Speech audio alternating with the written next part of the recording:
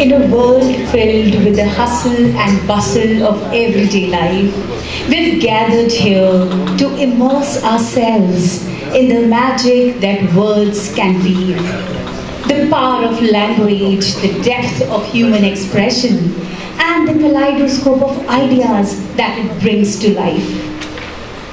Kulwant Singh Literary Fest is not just a fest for we at Bhavans.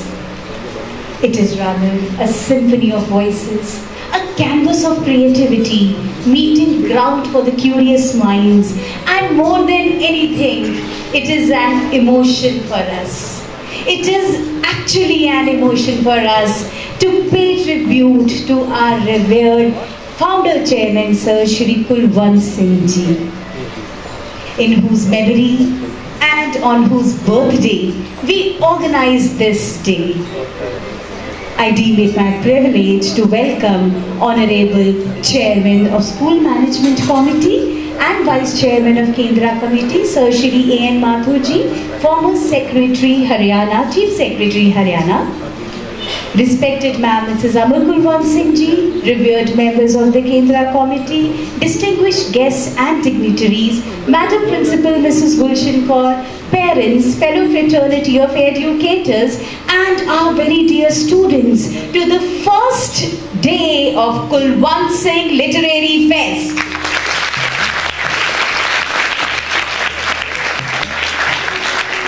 Lamplighting, a sacred rite to honor Saraswati, our divine light, goddess of wisdom, art and grace. We seek your blessings in this sacred place. Today, as we come together to commence the Kulwant Singh Literary Fest, let us invoke the divine energy, seeking inspiration and guidance for the enlightening journey that lies ahead. May I humbly request Vice Chairman Sir, Ma'am Mrs. Amar Kulwant Singh Ji, accompanied by esteemed members of Kendra Committee, Madam Principal, distinguished guests and dignitaries to kindle this divine lamp.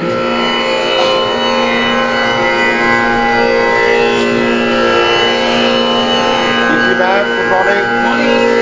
How are you?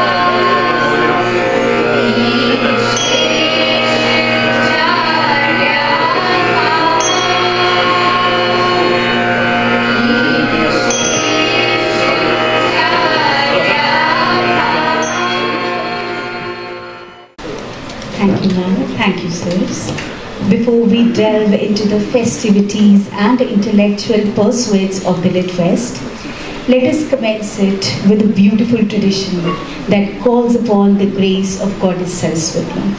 This ritual is a humble offering seeking inspiration for the enlightening journey that we are about to embark upon. Let us wish that this Saraswati Vandana resonates in our hearts and minds, bringing forth the divine energy that nurtures learning and artistic endeavors.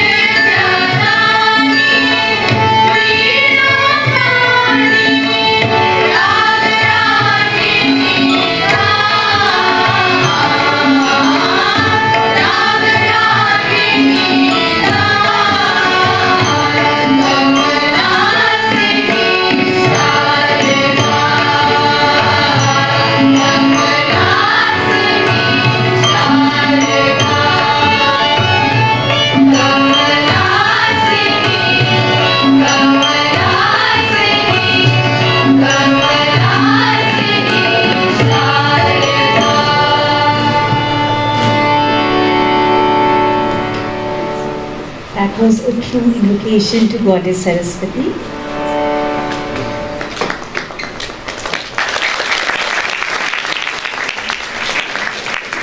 Before we proceed with the enriching and enlightening day, let us pay tribute to a life that touched ours in his profound ways. Over to the tech team.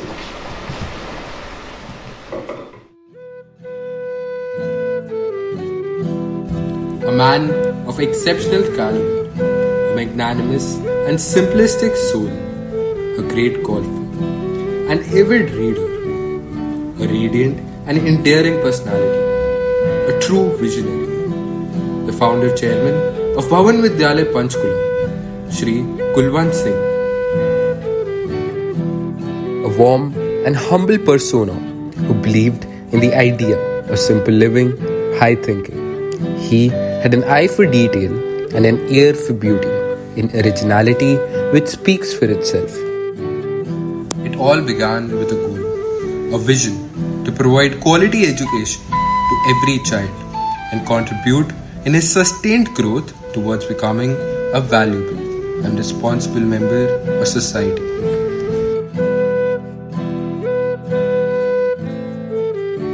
A limitless power of imagination and confidence brewed together with noble thoughts marked our chairman's name. Creativity glimmered through his words, actions and ideas. He was a radiant and endearing soul who had the key for all locks. From art exhibitions to literary events, from ragas of music to beats of dance, he had immense knowledge of it all, and his creativity was the driving force of all the events.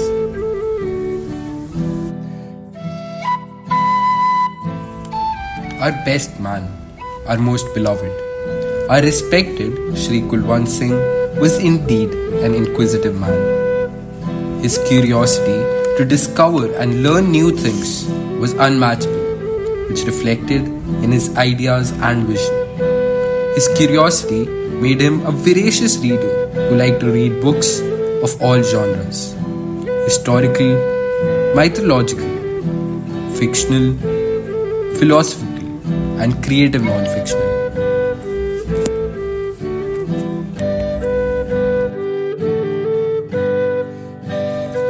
One could never pinpoint what was so inspiring about Shri Kulwant Singh that sparked such instant ambition and hard work in everyone he met. But what one could definitely never ignore was his unfathomable confidence. The dictionary defines consciousness as the state of being aware of and responsive to one's surroundings. And it would not be wrong to say that this is what Shri Kulwant Singh wanted every student studying in Bhavan Vidyalaya, Panchkula to carry along with him when he stepped into the outside world. आपको silver jubilee की बधाई और आप लोग जिस ढंग से काम कर रहे हैं, आज भवन जिस स्थान पे खड़ा है वो हमारे टीचर्स का तो रोल होता ही है बच्चों को पढ़ाने का, लेकिन जब तक उनके साथ आप नहीं बच्चों की देख रेख और सारे कैंपस की और दूसरी देख रेख नहीं करते तो वो काम पूरा नहीं हो सकता। आप सब लोगों ने जिस मेहनत से, जिस लगन से, जिस ईमानदारी से काम किया है उसका नतीजा है कि आज भवन विद्यालय पंचकूला न सिर्फ इन 3 शहरों में, सारे हरियाणा में और जो भवन का परिवार है सारे भारत में, उनमें सबसे अग्रणी। Such was the charisma of our beloved chairman, sir. We are greatly indebted for the bazillion things he has done for Bhavan. His fond memories and enlightening words will be forever our guiding light. We will miss you.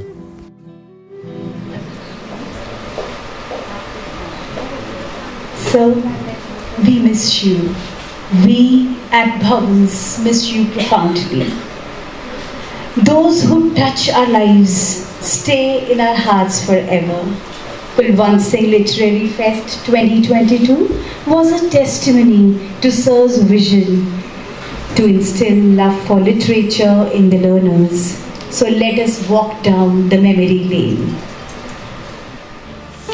Bhavan Vidyalaya Panchkula hosted the inaugural Kulwant Singh Literary Fest on 21st December 2022, honoring the birth anniversary of its esteemed founder chairman, Shri Kulwant Singh. Sir was a man of exceptional caliber, a magnanimous and simplistic soul. To commemorate the birth anniversary of our founder chairman, the first edition of Kulwant Singh Literary Fest was started with an aim to instill the passion for literature among young learners. Dr. B.N. Goswami graced the occasion as the chief guest, joined by esteemed guests of honor Mr. Anil Srinivasan, Ms. Rajni Shekhri Sibbal, Mr. Vivek Atre, and Colonel D.S. Chima. The event was hosted by Ms. Lily Swarn, an acclaimed poet and recipient of multiple literary accolades. As you all know, we are here today for this very special inaugural session of Shri Kulwant Singh Festival. It's a literary festival because children need to understand literature along with their studies. The event started with the traditional lamp lighting, followed by Saraswati Vandana.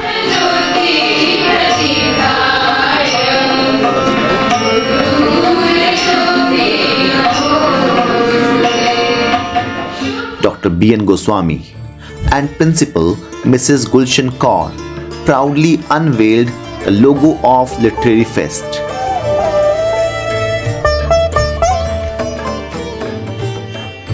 Abhivyakti, an e-treasure, a valuable collection of literary expressions, was also released.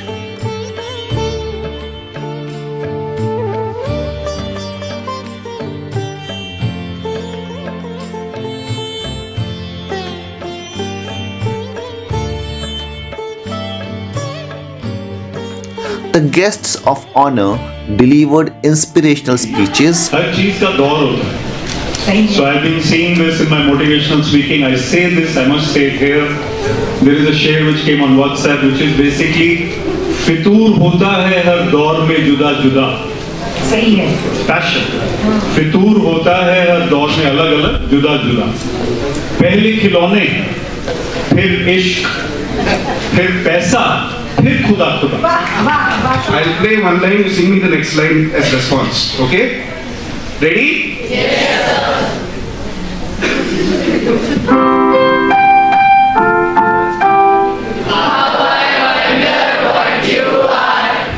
I did not give you syllabus, lesson plan, curriculum. Let's look at the metrics and measures of this exercise. You do not even know who this villain is from the south of India. For all you know, it could be Rajnikant in disguise. And he just come here, giving you some random line, you're singing second line. Now if I make it a little more complicated for you, okay?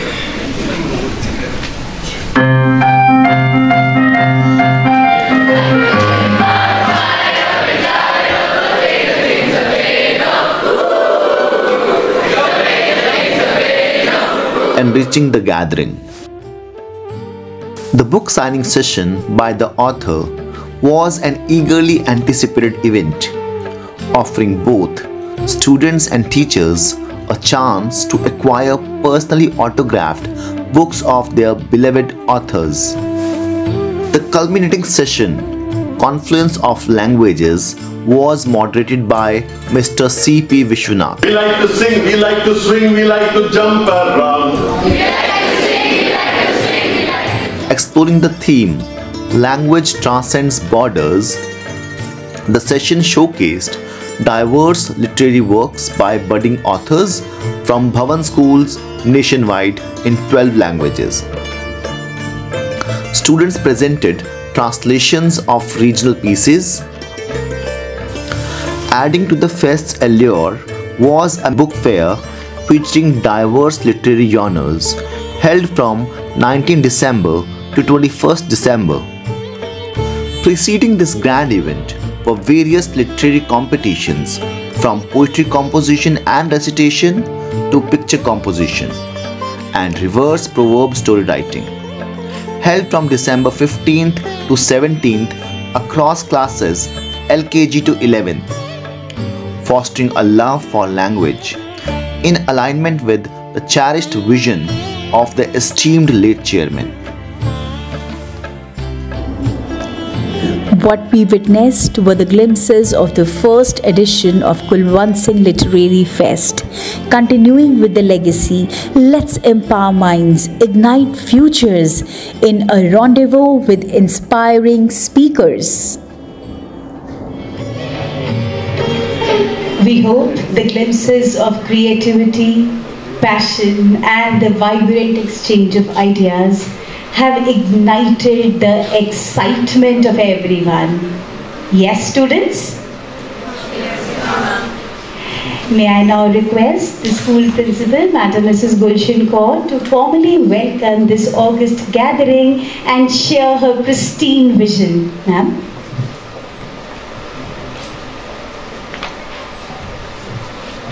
Literature is my utopia. Here I am not disenfranchised. No barrier of the senses shuts me out from the sweet, gracious discourses of my book friends. They talk to me without embarrassment or awkwardness. Helen Keller. Ladies and gentlemen, esteemed guests, avid literature enthusiasts, parents, staff, and my dear children, a very warm namaste to all. It is indeed my pleasure and privilege that today, on the birth anniversary of our founder chairman, Shri Kulwant Singh, I welcome you all to the Kulwant Singh Literature Festival. Shri Kulwant Singh was a true connoisseur of literature and deeply passionate about fostering a love for reading among our students. In his words, a good system of education should aim at holistic development of the personality of an individual to ensure peace and happiness in his life. It should also ensure that the mind of an individual is so cultured as to enable one to comprehend and accomplish his full potential of mind, body, and spirit in personal and in social sphere. In the vast landscape of literature, we find the extraordinary ability to transcend time and space, to connect cultures and hearts, and to inspire change. The overwhelming transformative power of literature gets portrayed as a mirror that reflects the intricacies of society and a gateway to diverse life experiences. Our aim is for our children to see this festival as a place for exploration, collaboration, and self-discovery. Our hope is for their growth in wisdom, peace, and happiness. Distinguished authors, poets, and scholars will share their wisdom, experiences, and life stories as our honored guests. Dear children, it will leave you wiser. So let's join hands together to welcome all. At the very outset, we welcome our erudite Kendra Committee members, our Vice Chairman Shri N. Mathurji. You're welcome, sir. Our Secretary Kulbhushan Goyalji is to join us, and other distinguished members. We are honored, and we also express our gratitude for the unconditional trust and support that you provide us. Our chairman, Justice G.C. Garg, cannot make it up today, but given the visionary he is, he has always encouraged us for all that we do. We welcome our Reverend Amar Kulwant Singh ma'am, whose unflinching support and an eye for details have made this fest so special. Welcome, ma'am. We welcome all our notable speakers, authors, and scholars whose words will have indelible mark created on our young, impressionable minds. We welcome in particular Shri Vivek Atreji. You're welcome, sir. N. Chandraji, you're welcome, sir. All from Bollywood, coming all the way from Bollywood. We are so grateful to you. And Anil, who has made it. And Ira Pandey ma'am, Vineet Panchiji, they are going to join us very soon. And the galaxy of our moderators, resource person, dignitaries, invited guests, and in specific, Sir Sushil Sarvanji, the DC of Panchkula, who has come to our festival. We are so glad that you are here, sir.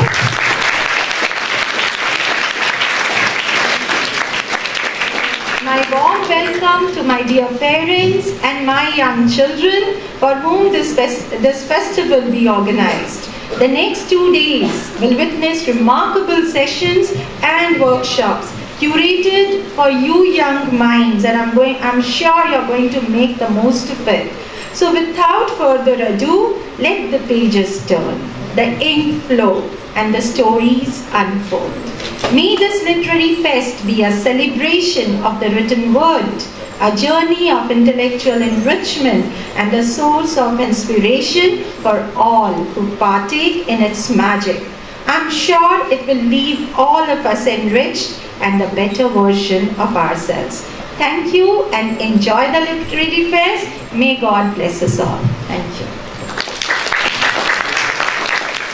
For sharing your vision and giving a kickstart to this 2 days mega event.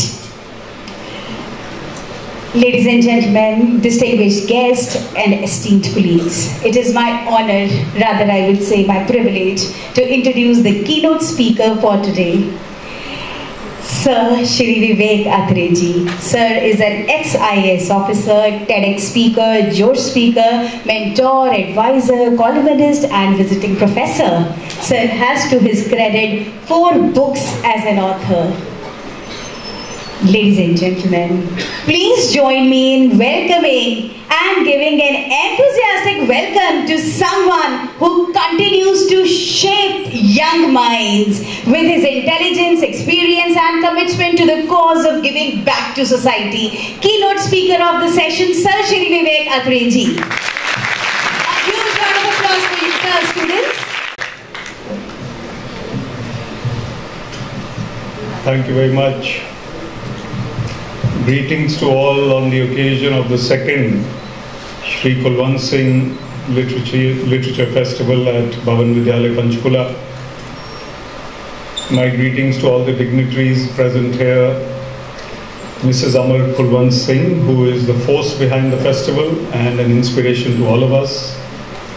We have Mr. Rajan Kashyap, former Chief Secretary Punjab, Mr. A.N. Mathur and Mrs. Mathur. Mr. Mathur is former Chief Secretary Haryana. Just like Mr. Kulwant Singh, who was the Chief Secretary of Haryana as well. We have the Mayor of Panchkula and the Secretary of Bhavan Vidyalaya, Mr. Kulbhushan Goyal now. We have eminent speakers like Mr. N. Chandra, a warm welcome to you. We have the Deputy Commissioner of Panchkula, my young friend Mr. Sushil Sarwan. We also have speakers like Colonel D.S. Chima and Mrs. Lily Swarn. And if I missed anyone, please forgive me. We have the person who's organizing the event along with a band of faculty and students. That's Dr. Gulshan Kaur. And thank you very much, ma'am, for putting this together. I think it's a great occasion for Panchkula in particular to host this literature festival. Firstly, Mr. Kulwant Singh. If I talk about him and if you saw the visuals, the one thing that struck me, and I've seen him from my childhood, if I can say so, I have seen him as when I was in school because my parents knew Mr. Kulwant Singh and Mrs. Kulwant Singh. What struck me was his confidence and calmness. So if I add these 2 C's to the 4 C's which were mentioned, confidence and calmness. And out of the 2, I would place calmness above confidence. Because that calmness comes from within. And that expression of calmness often emanates in a personality like Mr. Kulwant Singh, who inspires so much just by virtue of being what he is. So these days we lack role models in numbers and even in quality in society. And role models are not those who speak a lot. Unfortunately, as a motivational speaker, I have to speak a lot. But those who are role models. And the students of today, the children of today, and my address is primarily for them, with reverence to the dignitaries as well. It is not what we say to these youngsters that matters. It is what we are from within that actually they follow. So if we give them the wrong example, then they will follow the wrong examples. And they are intelligent, but obviously they will follow those who they look up to. And if we give them the right attitude, the right bent of mind, inspiration, character, compassion, and creativity, then they will imbibe those values. Creativity was the first quality mentioned in the 4 C's that were showcased in Mr. Kulwant Singh's presentation on him. I think creativity is the key word of today in this festival as well. Because those who think differently are the ones who will make changes. They will bring innovation in society. It is very easy to do a routine job. It's not very easy, but it is a routine job. And being a routine job person is not bad. There's a lot of credit to the railway gate man who opens the gate or closes the gate when the train is about to pass twice a day. 4:36 p.m. and 9:35 p.m. Twice a day the man has to close the gate and open the gate. It's his job. He cannot be a second late, even though the train may be a few seconds late. But the man has to be alert and on the ball. Yet it is a routine job. He can't be creative and say, okay, today I'll open it at 10:30. You can't change the numbers and the timings. A chartered accountant, financial advisor, somebody who's into accounts, cannot say that today let me make this 6.3%, I'll make it 8.3% just for fun. Can't be done. But if you're into writing, music, art, sports, lots of other things, cooking, sports especially gives a lot of scope and opportunity for creativity. But today I'll restrict myself more to writing. I had about 15 minutes and I guess I've used about 5 of them already. Permit me if I go 1 or 2 minutes extra. I'm talking of the art of inspired writing, and that's my topic. As a keynote speaker for a literary festival, I can think of no better topic. Creative writing, inspired writing is something which gives us happiness. It gives us therapy. Writing is therapy. Today's youngsters talk openly about therapy. There are books, we were at a book launch recently of Preeti Shenoy, who's a top author, and she has a therapist in the novel, one whom many of the youngsters who are lead characters in the book, they go and see the therapist. Therapy is something which the generation of today needs because of overthinking, over-badgering of information into their minds. There was a time when people would go to weddings for a week and they would go in the Bailgadi or the Tonga or the whatever, Ghoda Gadi or whatever it was long ago. They would not come back obviously for a week and they would not be in touch with their families. Somebody went to Canada, we didn't know what he's doing for 6 months. Letters would come, reach 1 month later. There was no tizzy. There was no worry. Even today, and my wife is from Himachal, so I take the liberty. In Himachal Pradesh, you'll find people sitting in the sun for hours without looking at their phones. And there's a WhatsApp message today which says, I saw this guy at Starbucks. He had no mobile, no iPad. He wasn't talking to anyone. He wasn't, talking to himself either. He was just drinking coffee. What an abnormal guy. So we are in an era, we are almost meant to be thinking all the time. And in this time of overthinking, we need therapy. No better therapy than writing. You know of journaling, many of you. Bhavan Vidyalaya Panchkula is an institution of excellence. I have seen and heard these students many a time. I know many of them are writers, many of you are writers. And I know that many of you are into journaling, which helps you to, let's say, lighten your burdens of your mind. It's a good idea. Even if you're feeling low, you write about it. If you're feeling good, you write about it. And sometimes we think we have to write only for others, but we write for ourselves. That's the best kind of writing. You ask any top author of the world, who is he or she writing for? I think they're writing for the love of writing. They're writing because their heart wants to write. They're not writing to impress. Very few writers who are successful are writing to impress.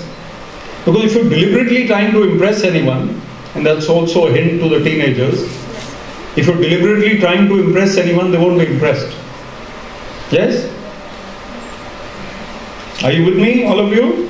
Please raise your hands once. All of you, please raise your hands. I mean, not the front row, please. Thank you. Good. You're with me. Because I noticed you looking here and there, now you're with me. So if you're trying to impress someone, I was saying, which is of interest to you, if you try too hard, it doesn't work. If you're just trying to be yourself, it works. So if you're writing for yourself, for the joy of writing, you will do better. Because your heart and soul is into it, you will do better. This is not a marketing stunt. We're not trying to make commerce out of it. Very few writers in India are actually saleable, are actually making a living out of writing. Only maybe the top 6 or 7 authors of India are actually making money, so to say, out of writing. Most of us are doing it for the love of it. And if you're doing it for the love of it, then you'll actually enjoy it more. It is similar to posting something on social media and then waiting for the likes to pile up. You post it for the joy of posting, because you enjoyed the post, you want to share it. I like to post wordy ones, word play, which are playing with words.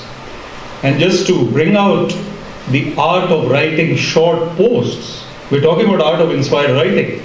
I love this one. I'll share a couple of them with you actually. The people who have created these, they deserve accolades. The first one I want to share is, ma'am, if you'll calm down over here, possible? Just be a little calm and be okay. The first one is, my teacher told me not to worry about spellings. Autocorrect would take care of the rest. And to her, I am eternally grapefruit. To her, I am eternally grapefruit. That's autocorrect. Autocorrect is not going to learn your spellings. And there's another one which is a bit of a dig at Bollywood also. Mr. Chandra will forgive me, but not the person who's sitting here. It says, don't open a message which says Christmas carols by Himesh Reshammiya, because they are actually Christmas carols by Himesh Reshammiya. So please don't open it. The point being, even the writer of these little ones is a creative fellow. Somebody who has a lot of time, obviously, to think. And you also know that when India crashes out of the World Cup, unfortunately, or when something political happens, or when something in public happens which is noteworthy, we have the memes flowing within seconds. Who's writing them? Who's the chap? Which is that joke factory? There's actually a future for some of you there. It's a revenue earning machine. But coming back to inspired writing of the kind that we are talking about, I would say each of us has a book in us. Each of us. Those of you who haven't written a book yet should either be too young or should have written a book by now. So please write a book. And those who are even 15 or 16 or 17 or 18, I think people younger than you have also written books, some of them. So please take inspiration from them. And the only way to write books is to start writing small, short pieces. 500 words. Authors and writers, they think in terms of words, not pages. A novel is 50,000 words. Could be 75,000. Leo Tolstoy, don't ask me how many thousand words. But we're not becoming Leo Tolstoy in this era. Nobody's going to read it. We have to write a novella. A novella is something which is good enough. It could be 30,000 words. 30,000 words is not many words.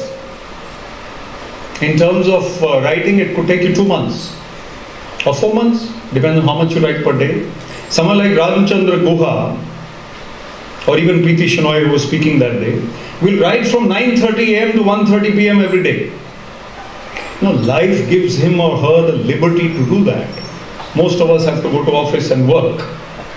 But if that is their work, and if they have a regimen or a regularity, then why not? But coming to the crux of my talk, the art of inspired writing means we have to be inspired human beings in the first place. What inspires us? Something has to inspire us. It could be someone who is poor but brave, someone who's studying under the street light and making it to the top competitions of the country, someone who is physically disabled but is conquering mountains like Arunima Sinha, who's an author, She conquered Mount Everest on artificial limbs. Somebody has to inspire us. We can't be going through life in routine. Life is not about numbers. Life is not about money or power or fame, even fame. It's not. Life is about love and light and happiness and empathy and compassion and creativity and happy thoughts. So if we are living a life which is meaningful, which is seeking inspiration from society, from animals, from nature, from people, from the elderly, from the young ones, from the babies, then we can not only write, we can live in an inspired way. Nobody told the school to organize literary festivals. Board exams and other things are more important for academic institutions. But this is inspiration. If this is not inspiration, then what is inspiration? You listen to music. You listen to Yanni. Yanni, big composer. And you listen to, even this really sets me very, gets me excited. There's an old time film known as The Good, the Bad and the Ugly, which many of us know. And the Danish orchestra has played that tune recently, and that WhatsApp, that video is very viral. I mean, you listen to that for 2.5 minutes. That's it. You see the Japanese composer who became 90 years old, and he was invited to the concert by the main composer, and he was asked to lead the orchestra for 2 minutes, and the Japanese composer had lost his memory. But he did not forget the tune. He couldn't remember people. But once he came on stage, he's leading the orchestra. He remembers. So inspiration can come from anywhere. And for a writer, without inspiration, you cannot write. So you have to find that inspiration. I met Ruskin Bond once in his house in Mussoorie. I was lucky to meet him. I met him twice actually. And when I went to his house with my family, he was saying, oh, you know, I've had a tough day, but I managed to write a few lines in the morning. And 1 hour later, when we were about to leave, he said, the day I don't write, I'm very grumpy. And today I haven't written anything. He forgot that he had told us that he'd written a couple of lines. I said, Mr. Bond, you told us that you wrote a couple of lines. He said, yeah, even if I write one line, my mood is elevated. Even one line. And a day without even one line is for him a dry, drab, dull day. So we have to really seek inspiration from Mr. Bond. Either Ruskin Bond or James Bond, it's up to you. In any case, the name is Bond. So we have to also seek inspiration, lastly, from someone like Field Marshal Sam Manekshaw. Those of you who've seen Sam Bahadur, please raise your hands. Sorry, I'm keynote speaker, I'm not supposed to ask people to raise hands. Very few, very few. Please tell your parents, or even without your parents, go and watch it. I am not an ambassador for that movie. But inspiration has to come from somewhere. You're not getting it from Animal with Ranbir Kapoor.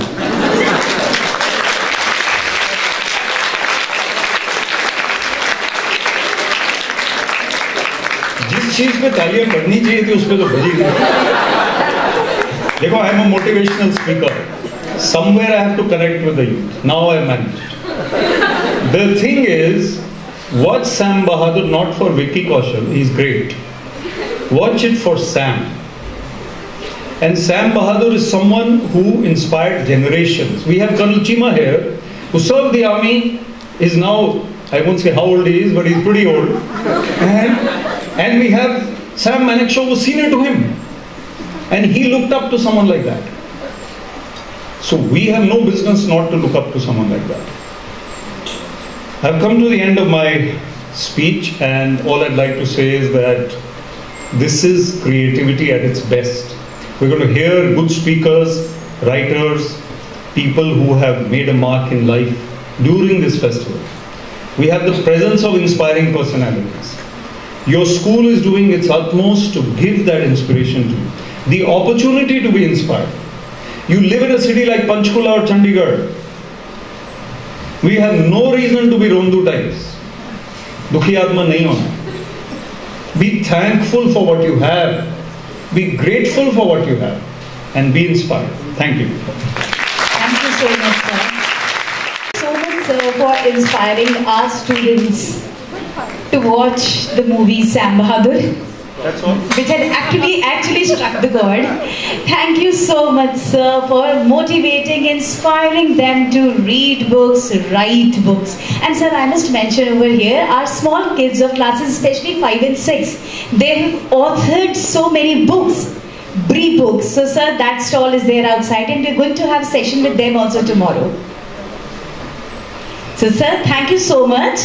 And sir, on a lighter note, we will not open the message which says Himesh Reshammiya's carols, since Christmas is on the way. So can we have a huge round of applause for sir for always inspiring us.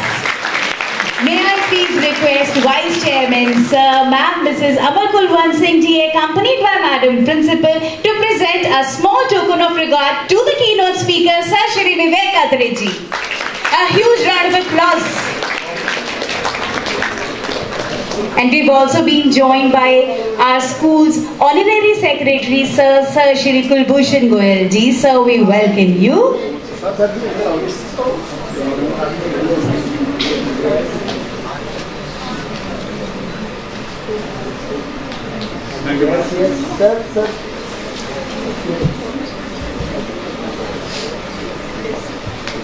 Thank you, sir. Thank you, ma'am. And thank you, Vivek Atre sir, for always inspiring us. And sir, there's one quote of yours which I cannot forget, which you did not say it right now, but I would like to tell. Life is not about marks, but it is about making a mark. So, huge round of applause. Thank you. Abhivyakti, a treasure of creative expression, is an e-compilation of literary works of parents, students, teachers, is yet another platform which the school gives to its stakeholders on the Literary Fest. This e-magazine sets as a testimony to the fact that we all believe in the motto, the more you read, the more you grow. May I invite the editorial team of Abhivyakti on stage. We have their editor-in-chief, Ma'am Mrs. Sheetal Kharbanda, the technical editor, Ma'am Vandana Ahuja. Ma'am, can we have over here? The student editors, Gauri, Riya Gilhotra, Angel, Kimaya, Pratibha and Tribhuvan. The tech editor, Ma'am Mrs. Vandana Ahuja. If Ma'am is around, please join Ma'am. May I request Vice Chairman Sir, Madam Mrs. Amar Kulwant Singh ji and Madam Principal to kindly unveil the e-magazine, Abhivyakti, a treasure of creative expression. It is worth mentioning here that 83 students, 7 teachers and 13 parents have contributed to making this Abhivyakti a huge success. A huge round of applause for the efforts of the team and the students and the parents and teachers who have contributed to Abhivyakti, a treasure of creative expression. A huge round of applause for every one of us.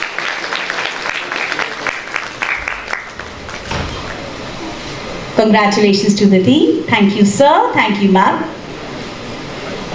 We feel proud in announcing that our very talented art teacher, Ms. Shilpi Saxena, has authored a book, Mastering Digital Art, which is a very comprehensive guide to master this art. May I request Vice Chairman Sir, Ma'am Mrs. Amar Kulwant Singh ji, accompanied by Ma'am Gulshan Kaur, to release the book of our extremely talented, our very own Shilpakar Shilpi Saxena. A huge round of applause, students, for your teacher. That's a real big thing, authoring a book, that also on digital art. A huge round of applause. So that is Mastering Digital Art by Shilpi Saxena, our very own Shilpakar. I think that's the perfect day to release this book, a day which is dedicated to literature. Congratulations, Shilpi ma'am, and thank you so much, ma'am, sirs. Thank you. Quoting Lao Tzu, the journey of 1,000 miles begin with one step. And to discuss this journey, which started with that one step, we welcome you all to the first session of the day, Guftagoo, the journey from ordinary to extraordinary. To help us travel on this journey, please join me in welcoming the moderator of this session, Ma'am Sonika Sethi. Ma'am is the Associate Professor of English at SD College, Ambala and is the Executive Editor of Rivals Beat. May I please request Sonika ma'am to kindly grace the stage with her enchanting presence. A huge round of applause for our moderator, Sonika ma'am. She is the author of the blogs Fireflies in the Jar and Spellbound by Sonika. She has to her credit 8 books as an author, and her book Easter Lilies and Other Stories won the Best Fiction Book Award by Asian Literary Society, and it has been included in the top 100 books of India recently. Congratulations ma'am, and we welcome you over here. A huge round of applause for ma'am, please. Thank you. From appreciating the magic of Anil Kapoor in the movie Wo Saat Din, to dancing to the tunes of Madhuri Dixit's iconic song from the movie Tezab, Ek Do Teen as a child, to singing Style Mein Rehne Ka and Excuse Me Kya Re as a college student, our generation has seen this all. And if there is one person who has traversed all this era of actors, generation of actors, he is none other than the guest speaker of this session, Sir Shri Chandrasekhar Narvekar, fondly known as N. Chandra ji. A huge round of applause. Sir is the producer, editor and director, and has been a part of the jury for National Film Awards in the year 2017 and 2020. Sir is also recipient to many coveted and prestigious awards. The applause should not end, dear audience. With these words, sir, we have Sir N. Chandra ji on stage. I must mention that it was under Sir's directorship that the country got its smiling beauty Madhuri Dixit when Sir launched her in the movie, the iconic movie Tezab. And for the last 53 years, I repeat, 53 years, he has been substantially contributing to the Bollywood and going strong. So here we have Sonika ma'am in conversation with Shri N. Chandra ji. And my dear audience, this session is going to be of 30 minutes, which is going to be followed by a question answer round. So dear students, dear parents, dear guests, we are going to have the question answer round as well. So be prepared to ask questions because this is a once in a lifetime opportunity. Over to you, Sonika ma'am. Thank you so much. Thank you, Prerna ma'am. You've already set the mood for the conversation. So shall we start? Yeah, please go ahead. पंख ही काफी नहीं है आसमानों के लिए, पंख ही काफी नहीं है आसमानों के लिए, हौसले भी चाहिए ऊंची उड़ानों के लिए. Ladies and gentlemen, it is my proud privilege to be sitting here beside Mr. N. Chandra, a man with the Midas touch, who gave us super hits like Tezab, Ankush, Pratighat, Narsimha, Excuse Me, Style, and Ye Mera India. That was your last. We have been adoring the man because the man has worn so many hats, right from being a writer, an editor, a producer, a director, and whatnot. Sir, we welcome you to this auditorium, this Kulwant Singh Literary Festival being organized by Bhavan Vidyalaya Panchkula. And I hope, ladies and gentlemen, before we start with this conversation, I would request you to once again put your hands together and give Mr. N. Chandra a huge round of applause.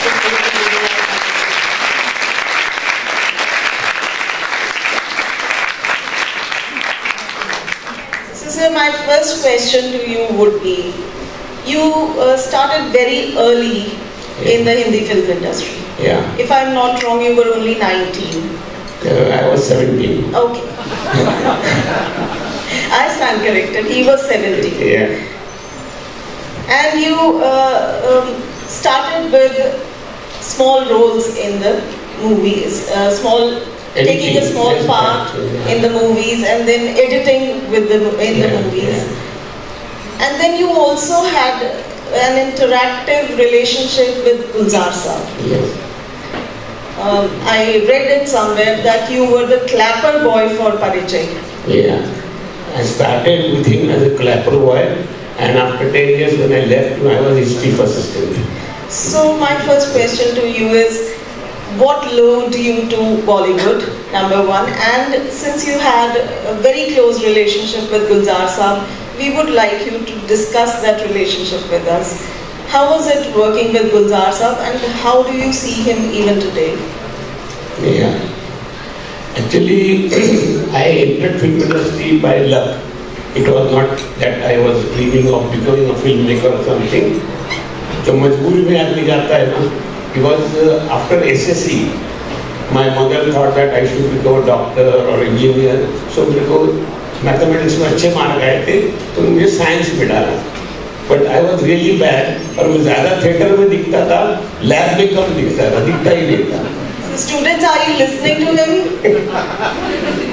Here's a career laid out for you. तो फिर उन्होंने और then जाहिर है कि उस वक्त college ने मुझे फॉर्म दिया नहीं बैठने के लिए यूनिवर्सिटी के एग्जाम में. तो then I was loitering around, hanging around with बेरोजगार लड़कों के साथ में खड़े रहते थे. So my father was the chief technician in film, the biggest lab, Asian lab film center. तो दोपहर को खाना खाने आते थे तो हमेशा देखते मेरी वाइफ को पूछते थे, ये चंदू आगे की इधर सब बेरोजगार लड़कों के साथ खड़ा रहता है, कॉलेज नहीं जाता है क्या? तो मेरी माँ ने बताया कि इसको कॉलेज में फॉर्म दिया नहीं है बैठने के लिए. तो ही बाहर निकले, खाना खा के चप्पल पहन के आया. And he took me to his laboratory, and he was so respected there. सामने से उसके मंगेशकर चले आए, ए मंगेशकर इधर इसको लेके जा तेरे साथ एडिटिंग में लगा दे. So I started editing में जाना शुरू कर दिया apprenticeship. But the luck would have it कि I got the chance to work with the best of the people in the business. जब मैंने एडिटर का काम शुरू किया तो प्राण मेरा was one of the biggest editors. मतलब लेखराज खोसला की फिल्में हो या B.R. चोपड़ा की फिल्में हो, आप सबको देखिए प्राण मेहरा जी का नाम. तो उनके अंदर मैंने अप्रेंटिसशिप पूरी की. और बाद में दूसरे राइजिंग बावन गुरु जिनको बोलते हैं, बावन मुस्लिम गुरु, दे वर मोस्ट लीडिंग एडिटर्स. तो उनके साथ मैंने काम करना शुरू किया. 1 साल तक उनके यहाँ काम करता रहा एडिटिंग में. लेकिन वहाँ मैं पता नहीं क्यों मैं सफोकेशन शुरू हो गई थी मेरी. क्योंकि मेरी मदर का क्या था, हमारी मदर हमेशा हमको ना बाहर घुमाने लेके जाती थी. और हर साल एक बार कहीं महाराष्ट्र के बाहर और एक छोटी सी नजदीक हिल स्टेशन पे वगैरह. तो हम तीनों बच्चों को घूमने का बहुत शौक था. तो वहाँ एडिटिंग में डायरेक्टर्स आते थे और उनके असिस्टेंट्स आते थे. और उनकी यहाँ चर्चा होती थी, अरे मेरा राजस्थान आउटडोर जा रहा है, कोई बोलता था अरे मेरा कश्मीर आउटडोर जा रहा है. तो मुझे लगता था कि यार ये प्रोड्यूसर अच्छी चीज़ है, ये अपने पैसे भी सब घुमाता है और जाके थोड़ा काम ही तो करना है. थोड़ा काम. तो डायरेक्शन की मैं इसलिए गया कि घूमने को मिलेगा. I can travel free. So that was the biggest chance for me. तो मैंने कहा किसको ज्वाइन करूँ. तो उस वक्त बिल्ला साहब की फिल्म चल रही थी मेरे अपने. तो मुझे पता चला था कि उनका क्लैपर बॉय था पिछली शूटिंग में. तो वो गायब हो गया था. वो कैंटीन में मिला था एक जूनियर आर्टिस्ट लड़की के साथ कुछ बात करते हुए. तो गुलजार साहब ने उसको पता नहीं क्यों निकाल दिया था. तो मुझे मालूम था कि इनका क्लैपर बॉय नहीं है अभी. तो मैं रील दिखा रहा था, बीच में ही मैंने रोका. तो मुझे कर देखा क्या हुआ, तो सर मेरे को अप्रेंटिस को भैया आपके पास क्लैपर पॉइंट नहीं है ना, बोले ये तरीका है क्या बात करने में, रील तो दिखा दे। बोले नहीं तूने काम किया तो कल से आ जा। बोले लेकिन मेरा ऑफिस जो है वो पाली हिल है और शूटिंग हो या नहीं हो वो ऑफिस की तरह सुबह 10:30 बजे से शाम को 6 तक बैठना पड़ेगा वहाँ पे। तो मैं उस वक्त एडिटिंग में इतना मास्टर हो गया था, असिस्टेंट था, I used to earn 2000 rupees. वो छोड़ करके मैंने गुलजार किया 100 रुपये की अप्रेंटिसशिप ज्वाइन की कि मुझे घूमने को मिले। So the travel bug got you. अच्छा उसमें हुआ भी क्योंकि 2 बार हमने कश्मीर में जाके शूटिंग की, तो फ्री में कश्मीर देखा 2 बार, आंधी में देखा, मौसम में देखा, उसके बाद दार्जिलिंग गया, मीरा में राजस्थान पूरा देखा। तो I travelled a lot for those films. लेकिन उसके होते होते फिर गुलजार साहब की वजह से स्लोली आपका जो सेकंड क्वेश्चन में आता है, गुलजार साहब के साथ काम करते करते उनकी राइटिंग देख करके अभी जो स्पीकर बोल रहे थे कि आपको कोई इंस्पिरेशन चाहिए होता है। आई think Gulzar sahab inspired me to write, but I have written all my scripts, all 16 films. But he was the inspiration behind to me to write. कि क्या वो जो लाते थे और लिख करके सुनाते थे, उनका इवन नरेशन का जो तरीका था वो मुझे लगता था कि यार मुझे कभी ऐसा कभी आएगा भी। मतलब he was such a great actor also कि कभी कभी आर्टिस्ट को करके दिखाते थे, तो ऐसा लगता था कि मतलब आर्टिस्ट इससे 25% भी कर जाए ना तो ऐसा लगेगा बहुत अच्छा एक्टर है। इतने अच्छे एक्टर भी थे। तो वहाँ से मुझे पता चला कि आपको राइटर बहुत अच्छा होना जरूरी है, आपको एक्टर बहुत अच्छा होना जरूरी है, तो आप अच्छे डायरेक्टर बन सकते हो। और प्लस गुलजार साहब लिरिसिस्ट तो थे ही, गाने उनके आज तक ही one of the most leading lyricist in the country. तो वो हर बार मुझे द बेस्ट ऑफ द लोगों के साथ काम करने का मौका मिला। और उन्होंने मुझे, मैं आया था वर्ली नाका के चौल से, हाइट नहीं थी, चश्मा था, ना पर्सनैलिटी थी, हिंदी ठीक नहीं बोल पाता था मैं, आधी मराठी में हिंदी बोलता था। लेकिन उन्होंने मेरे को टॉलरेट किया, उन्होंने मेरे को रखा, उन्होंने मुझे सिखाया। और लकीली मुझे भी एक अंदर सीखने की बहुत चाह थी जो आज तक है, एक जो शुरू हुई, और उसकी वजह से मुझे लगता है मैं ग्रो कर गया। लेकिन उसमें उन लोगों का बहुत हाथ है जिन लोगों ने मुझे टॉलरेट करके सिखाते आगे गए, उसमें गुलजार साहब लीडिंग है। And if I am not wrong, जो आपकी 1986 में मूवी आई अंकुश, उसमें you were the editor, you were the writer, you were the director and you were the producer of the movie. So बात का नाम ही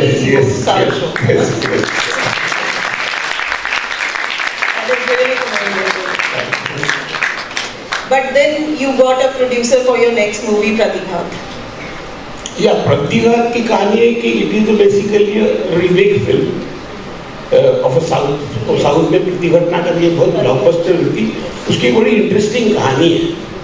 तो क्या हुआ, जैसे मेरी अंकुश फिल्म हिट हो गई तो बॉम्बे का हर टॉप प्रोड्यूसर मेरे साथ फिल्म बनाना चाहता था। तो वो फिल्म ऐसा लग रहा था कि इस फिल्म मेकर को फिल्म आती है बनाना। एक मिनट में अपने ऑडियंस को बताना चाहूंगी, dear students, his movie Ankush was made on a very low budget of 2 crore only, but it 12 lakh. 12 lakh? Oh, it must be corrected then. And it was the highest grosser for that year. Yeah. 18 crore. Yeah, it was that. That was a huge deal for us.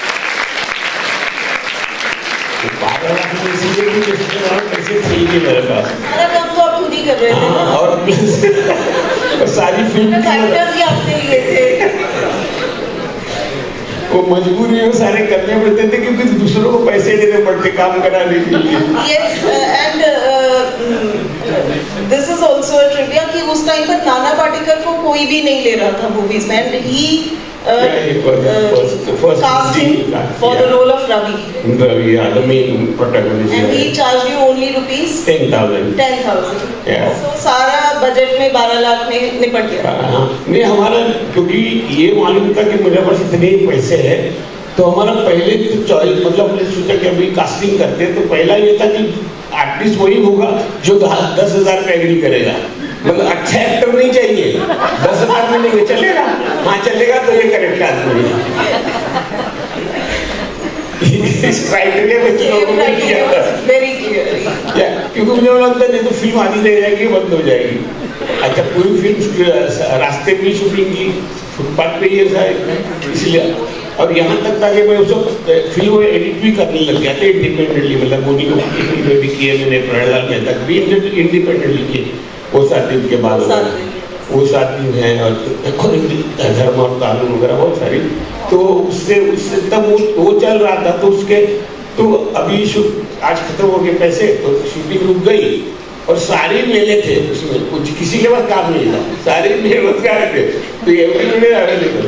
तो जैसे ही मुझे प्रहलाद मेहता की एक secretary Chandu तुम्हारा cheque ready है, जैसे ही मुझे 3000 का चेक मिला, मैंने फोन करता पड़ोसा ले, अरे 3000 मिल गए, परसों शूटिंग रख ले। तो फिर शूटिंग हो जाती। अच्छा, कभी कभी तो इतने कम पैसे होते थे कि सुबह ही जाके बोलते थे, देखो भाई आज खाना नहीं आने वाला, आज सिर्फ वड़ा पाव मिलेगा, और वो भी 2 तीसरा तो नहीं मिलेगा। I think her hero heroine जो सक्सेसफुल होता है वो बाद में यही कहता है कि मैं दिन में एक बड़ा पाव खाकर गुजारा किया। So that is very true with your. यहाँ इतना लग्जरी थी कि 2 बड़ा पाव।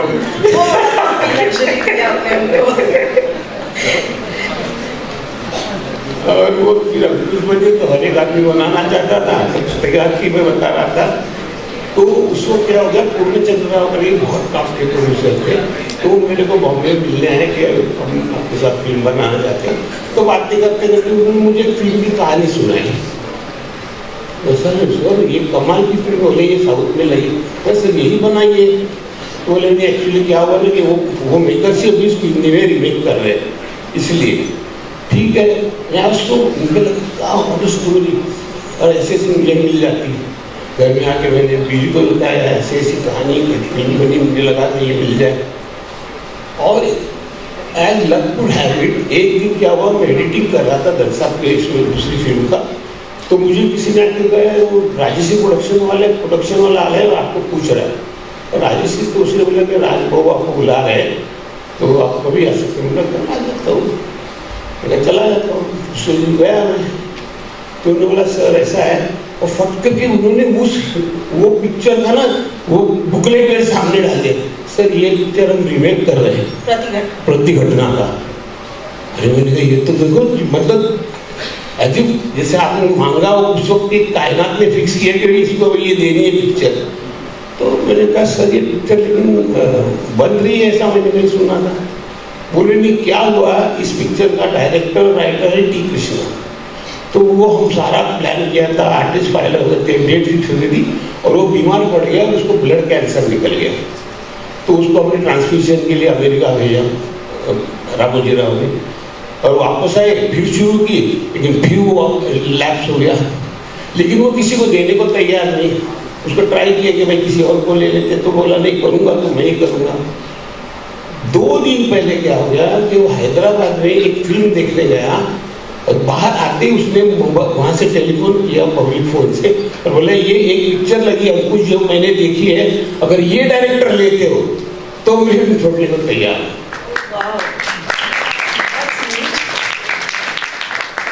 बोले he is the director who can do justice to my film. तो इसलिए रामजी राव बोले कि किधर से भी बम्बई के कोने से ढूंढो, कहाँ है एन चंद्रा, इसको मिलने दिए। और इस तरह से that's how I got that प्रतिघात।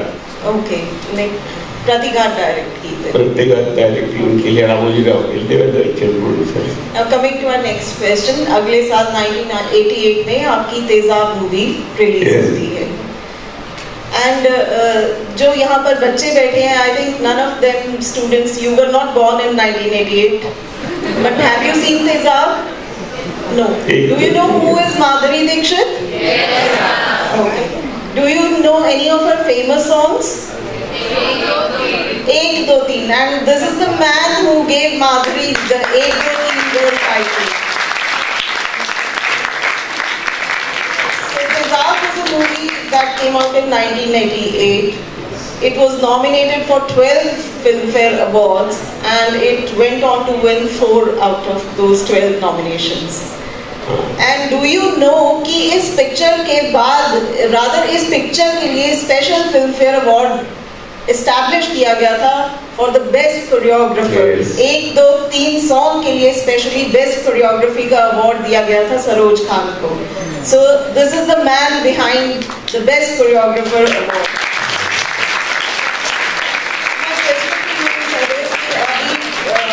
5 years ago, on the 29th anniversary of Tezab's release, Chunky Pandey gave this statement कि जब मूवी पूरी बनी थी, it was of 5 hours duration, और डिस्ट्रीब्यूटर्स ने आपको ये रिक्वेस्ट की कि इसको काटा जाए, काफ़ी ट्रिम किया जाए, और इसका जो सबसे सॉफ्ट एंड मेलोडियस सॉन्ग है सो गया ये जहाँ, उसको भी काटा जाए, but you refuse to do that.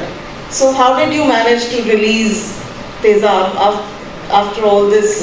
Actually वो 5.5 घंटे की फिल्म बनी नहीं थी। एक्चुअली वो जो स्क्रिप्ट थी उसके अंदर कुछ सीन्स थे, और खास करके चंकी पांडे के, जो बाद में ऐसा लगा कि पिक्चर लेंदी हो रही तो शायद कुछ सेंट्रल सीन्स काटने पड़े, तो चंकी काटने का बड़ा दुख हुआ था कि यार मेरे सीन वो दुखी थे कि यार मेरे सीन काट दिए थे, तो वो सीन शूट नहीं हुए थे। ऑफकोर्स फिल्म थोड़ी लंबी हो गई थी तो उसको ट्रिम कर दिया, लेकिन सो गए ये जहाँ का मैं पर्टिकुलरली बताऊँ कि यस इट इज ट्रू। तो उस वक्त क्या हुआ था कि मैं किसी का नाम नहीं, बट वेरी की पर्सन जो डिसीजन लेने वाले होते हैं, एक्टर हो या वो, तो उन्होंने मेरे को बोला यार ये गाना है ना, इतनी बड़े एक्शन के बाद सो गया ये स्लो करता है, इसको निकाल दो। तो मैंने कहा एक काम करते हैं, मैं निकालूंगा नहीं, हम लोग फर्स्ट शो पिक्चर रिलीज होने दो, फर्स्ट शो में हम थिएटर में चलते हैं, अगर लोग उठ गए गाने पे तो मैं दूसरे शो में काट दूंगा खुद ही। जब फिल्म होती थी तो आप जाके थिएटर में बैठ के काट सकते थे, और सारे हम लोग चले गए। उसमें से 90% वो लोग थे जो इसमें थे कि देखो पब्लिक उठ जाएगी इसके अंदर और ये फिल्म गाना कटना ही चाहिए। और जैसे वो एक्शन खत्म हो गया, वो चालू है ना, 800 के 800 लोग वहां बैठे हुए, they started tapping there foot. Very melodious, इतना मेलोडियस, इतना सुनी कि 800 के 800 लोग फुट टैप करने लग गए, एक भी आदमी उठा नहीं। तो मैंने कहा हो गया ना, अभी कुछ क्या। और उसके बाद क्या, वो इतनी ब्लॉकबस्टर हो गई कि बाद में मुझे बॉम्बे डिस्ट्रीब्यूटर ने बोला सर जो काटे हुए थे सीन्स कुछ है क्या, तो फिर से जोड़ दो ना, लोगों को और चाहिए। मतलब पहले जो बोल रहे थे फिल्म कट कर दो, अभी बोल रहे थे कुछ निकालो डाल दो, क्योंकि पब्लिक पागल हो गई है। तो उस चक्कर में फिर हमने 8 हफ्ते के बाद उसमें एक गाना और जोड़ा, which is a very new thing. Shri Dev को नचाओ तो जाने, वो एक फिल्म है, पता है उसे 8 वीक्स के बाद एक गाना ऐड किया गया था, और अगेन वो सारे के सारे उसके इकोनॉमिक्स था वो अपना चेंज हो गया था। अच्छा, ये भी हमें सुनने को मिला कि 11 नवंबर 1988 को मूवी रिलीज होनी थी फ्राइडे, और थर्सडे शाम को लोग टिकट काउंटर्स पर एडवांस बुकिंग के लिए लगे हुए थे, और तभी उनको पता चला कि Anil Kapoor is shooting for the same movie.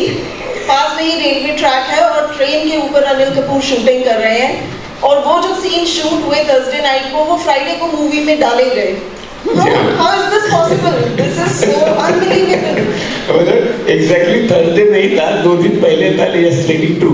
लेकिन आपको अभी बता दूं, वो जो एक्चुअल ट्रेन पे जो लड़का है वो इतना मतलब डॉपलगैंगर जैसा बोलते हैं ना, लुक अलाइक, कि वो अनिल कपूर है ही नहीं। लेकिन अनिल कपूर साथ में था। हमने क्या किया था, विदाउट परमिशन हमने वो लड़का हमेशा वो ऐसा छपरी टाइप का, बॉम्बे की भाषा में बोलते हैं छपरी, ऐसे लटकते हैं वगैरह, तो वो डॉपलगैंगर था। हमने उसको पकड़ा, मुझे बोला यार एक ऐसा है, तू चर्च गेट पे ना ऊपर चढ़ जा, और ये जैकेट पहनना है तेरे को कंटिन्यूटी वाला, उसको पूरा, और ऐसा ऐसा करते रहना, और चले वहाँ तक। और 5 कैमरे लगा दिए, एक दादर में लगा दिया, एक अंधेरी में लगा दिया, एक उसके पहले लगा दिया, और 5 कैमरा लेके, और वहाँ पे वो उधर असिस्टेंट, मैंने उस मोबाइल तो थे नहीं, तो असिस्टेंट खड़ा रहा, और जैसे वाइट ये डाला तो कि अभी ये शॉट लेना है, और देखा वो आया हुआ आया 5 कैमरे में लेके चला गया। फिर अनिल कपूर को आपने स्टेशनरी इस पे फैन लगा के उसके क्लोजअप्स लिए। तो वो जो आदमी है, और ये 3 दिन पहले हो रहा था, और 3 दिन में ही वो इमीडिएटली प्रिंट करके वो डाल दिया उसको, और देन वो फ्राइडे को लोगों ने देखा, जबकि लोग उधर लाइन पे खड़े थे। बिल्कुल सही बात है। तो क्या ये सीन इतना इम्पोर्टेंट था मूवी के लिए, या आपकी वो जो अंदर परफेक्शनिस्ट था उसको सेटिस्फेक्शन नहीं थी कि मुझे ये सीन डालना ही डालना है? सर, एक तो परफेक्शनिस्ट डेफिनेटली था कि मुझे डालना ही है, और मुझे लगा कि वो सारी आगे आने वाले सीक्वेंस में एक पंच देने वाला था कि तड़ीपार आदमी है जिसको अलाउड नहीं है भारत इसके अंदर आना, बॉम्बे की जुरिस्डिक्शन में, और एक दिन के बाद वो खत्म हो जाए। लेकिन जैसे ही उसको पता चलता है कि उसकी बिलॉड को अडॉप्ट किया गया है, तो he enters and enters in such a fashion. वो ऐसा चोरी छुपके नहीं आना चाहिए, तो एकदम राउडी की तरह आना चाहिए, गाड़ी पे खड़ा हो रख के आना चाहिए। तो वो जो स्टाइल था ना, वो उसको लार्जर देन लाइफ बना गया मुन्ना को। या और जहाँ तक परफेक्शन की बात है, उसका मैं आपको बता दूं कि वो फिल्म हो गई रिलीज, तो वो गाने के ऊपर वो 1-2-3 का ओनली म्यूजिक पे वो चलता है, लेकिन मुझे लग रहा था एज एन एडिटर ना, ये गाना म्यूजिक तो होना चाहिए, उसके साथ में ट्रेन की साउंड भी होनी चाहिए, टक टक टक टक टक टक। वो डाल नहीं सके थे, वो 3 दिन में डाला था। तो रिलीज हो गई, मैं मिक्सर के पास गया, मैंने कहा यार बोला अभी पिक्चर तो रिलीज हो गई, सबके लग गई, बोला नहीं मेरे सेटिस्फेक्शन के लिए ये काम पूरा होना चाहिए।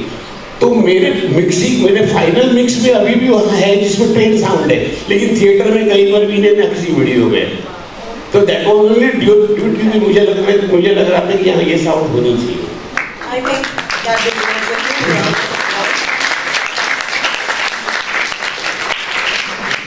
so तेजाब रिलीज हो जाती है and it's a super duper hit, biggest hit है 1988 की, apart from Qayamat Se Qayamat Tak. And then your next movie comes in 1991, Narasimha, और Narasimha is an out and out action thriller. Then later on you direct a movie like Wajood, which is a psychological drama. So what prompts you to select themes like these, and क्या सोचकर आप अपनी movie की script select करते हैं, और कौन सा जॉनर सिलेक्ट करना है? How do you decide these things?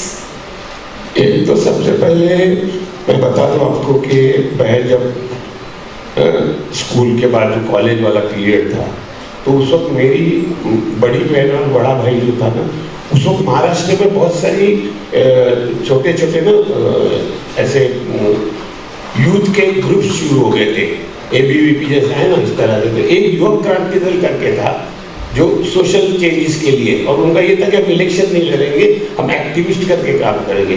तो मेरा बड़ा भाई वो उसके एक्चुअली फाउंडर मेंबर थे। तो वो लोग हमेशा हमारे घर पे आके ना बड़ी चर्चा करते थे, मार्क्स लेनिन ये वो। तो मैं उधर बैठता था और उसको सुनता था, कभी कभी उनके शिविरों में भी गया। तो उसने मुझे ना एक नया पर्सपेक्टिव दिया। तो I always look at thing not as a standalone thing, लेकिन ये होता है कि इसके पीछे का रीजनिंग क्या हो सकता है। दैट्स व्हाई ऑलवेज बाद में ये हो गया कि मैं अगर कोई फिल्म बना रहा हूँ तो इस फिल्म बनाने का पर्पस क्या है, इसके पीछे मैं लोगों को क्या कहना चाहता हूँ। अगर ऐसा कोई पर्पस नहीं दिखा ना, तो मैं कहानी को नहीं लिखी कि जिसमें देयर इज नथिंग टू से। तो पहले मुझे ऐसा लगता था कि ये इशू मुझे बहुत खा रहा है, मुझे देन उसकी तरह की कहानी मिलेगी तो आई मेक अ फिल्म। तो इसी तरह से सारे जो है वो फिल्में मेरी आपको देखोगे उस एंगल में, उस लाइट से, तो यू फाइंड इट कि जैसे बेरोजगारी है, जैसे अनिल कपूर को सोसाइटी ही उसको वो बना देती है, या वजूद है जिसमें वो सीधा साधा एक्टर बनने वाला लड़का उसको फादर इनका ह्यूमिलिएट करता है कि वो बाद में क्रिमिनल बन के अपनी वो अलग अलग गेटअप्स पे क्राइम करता है, और अपनी वो मतलब क्या बोले वो खुजली उठाता है, बोलते हैं ना, वो सेटिस्फाई करता है अपने आप को। But there is an angle of an obsessive lover also. Yes, it is. वही वो उसके लिए करता है, उसी को इम्प्रेस करता रहता है, एंड फाइनली वो स्टेज पे जाके भी फाइनल एक्ट करता है उसके साथ। उसमें थोड़ा सा द ग्रेट गैट्सबी का मुझे लगा, जैसे Gatsby gets rich because he wants to impress Daisy, और फिर वो डेजी को अपनी वो कैबिनेट खोलकर शर्ट्स निकाल कर फेंकता है, look I got this, look I got this. थोड़ा सा वो एंगल मुझे फील हुआ। इम्पैक्ट तो बहुत सारी चीजें करती है, वो उस फिल्म पे किया होगा, लेकिन जिंदगी में मैंने जो चीज की थी वो ज्यादा मुझे मेरी फिल्म में दिखती है इम्पैक्ट की हुई। Yes, there is a bit of, rather there is a lot of social realism and gritty social realism in your movies. Even जो युगांधर पिक्चर मैंने बनाई थी, दैट वाज अबाउट कि जहाँ पर अगर एक डैम का अनाउंसमेंट हो जाता है कि गवर्नमेंट बोलती है कि हम यहाँ डैम बनाएंगे, किस लिए कि वहाँ के किसानों को जब 12 महीना पानी मिले और वो 3 क्रॉप्स ले। लेकिन होता क्या, जैसे वो अनाउंसमेंट होती है तो सारे अमीर आकर के वहाँ जमीनें खरीदने लगते हैं और फाइनली वो डैम जिनके लिए था ना वो रहते ही नहीं, वो सारे जमीन बेच के शहर में आकर के कहीं आपको सिग्नल में मिलते लेबर करते हुए और वहाँ पर इंडस्ट्रीज खड़ी हो जाती, तो the whole purpose is lost. So इतनी सारी मूवीज आपने ऑलमोस्ट 1 दर्जन से ज़्यादा मूवीज बनाई हैं, इनमें से सबसे आपकी फेवरेट मूवी अगर कहा जाए in terms of challenges or in terms of writers, producers, directors satisfaction, किसको आप अपना closest to your heart मानेंगे? सर मैं मतलब ये बहुत डिफिकल्ट होता है, इट्स लाइक आस्किंग मदर कि आपको कौन सा बच्चा अच्छा लगता है। I know. तो राज कपूर साहब ने इसका बहुत अच्छा आंसर दिया था, तो मेरा आंसर नहीं है लेकिन मैं राज साहब का, तो उनको पूछा गया था कि आपके अच्छे, तो बोलते हैं कि आपको मालूम है माँ को अपनी सबसे वीक जो औलाद होती है ना उससे ज्यादा प्यार था, उनकी सबसे बड़ी फ्लॉप फिल्म का नाम उन्होंने लिया था कि ये मेरी फेवरेट है कि वो सबसे बड़ी वीक है, ये चली नहीं है, ये किसी को पता नहीं है। लेकिन मेरे लिए अंकुश वॉज अ चैलेंज, 12 लाख के अंदर फुटपाथ के अंदर सारे नोबडीज के साथ एक फिल्म इस तरह की बनाना और इतना बड़ा रिस्क लेना। मैंने उसमें अपना घर बेचा था, एक फ्लैट में एडिटिंग करके एक फ्लैट साथ इसमें लिया था, पूरे मतलब पूरे बहुत सारे इसमें छुपा हुआ है। उससे कंप्लेंट की हुई तो वाइफ की ज्वेलरी बेच दी, उससे कंप्लेंट की हुई तो बहन ने मेरे पास लाके रखी थी उसकी ज्वेलरी वो भी बेच दी। फाइनली जाकर के बचे हुए लास्ट के लिए 1 लाख रुपया बैंक से लोन लिया था, कंप्लीट हुई थी वो जाकर के 12 लाख रुपये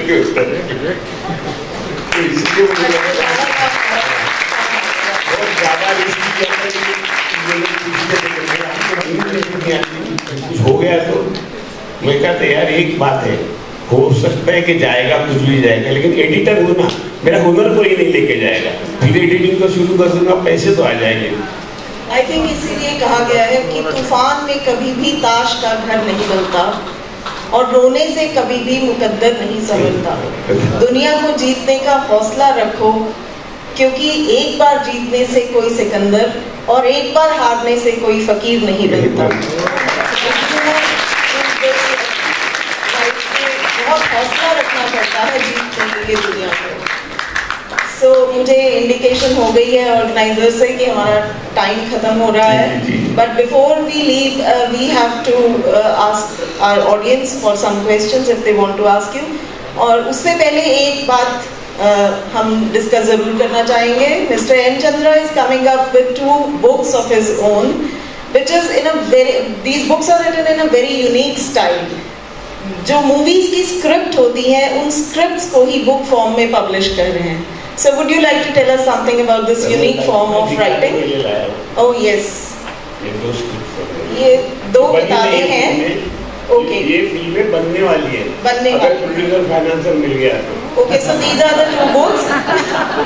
अगर कोई फाइनेंसर हो तो ये पहली मूवी है हंगामा है क्यों बरपा, ये कॉमेडी से शुरू होती है but ends on a very emotional note. Yes. And the second book is अब के हम बिछड़े तो. This is a love story, epic love story, period love story. Period love story, and I think this has been picturized in Ireland. नहीं, but इसकी backdrop है नहीं, वो उसका डेड सी इजराइल। ओके, चल रहा है ना, तो मतलब मैंने लिखी थी 4 साल पहले, राइट, तो अभी वो इजराइल और सारा हमास और चल रहा है, तो इट इज एक्चुअली उसका काफी रिफ्लेक्शन है उसके अंदर। Okay, so these books will be ready for release by. ये तो ऑलरेडी मैंने अभी कॉपीज मेरे पास है, अगर मैं डाल दूँ, ये ISBN सब लिया हुआ है, लेकिन मैं इसको बेचना नहीं चाहता, तो अभी फिलहाल मेरे पास ही है इसकी कॉपीज, तो नजदीक के प्रोड्यूसरों को वगैरह दे रहा हूँ कि भैया अगर देख लो अच्छी लगे तो बना लेते फिल्म। राइट सर, तो हम आपका मैसेज जरूर स्प्रेड करेंगे। Definitely. Alright, now the house is open for the audience. Anyone who wants to ask anything from mister N Chandra? Yes, there is a gentleman there.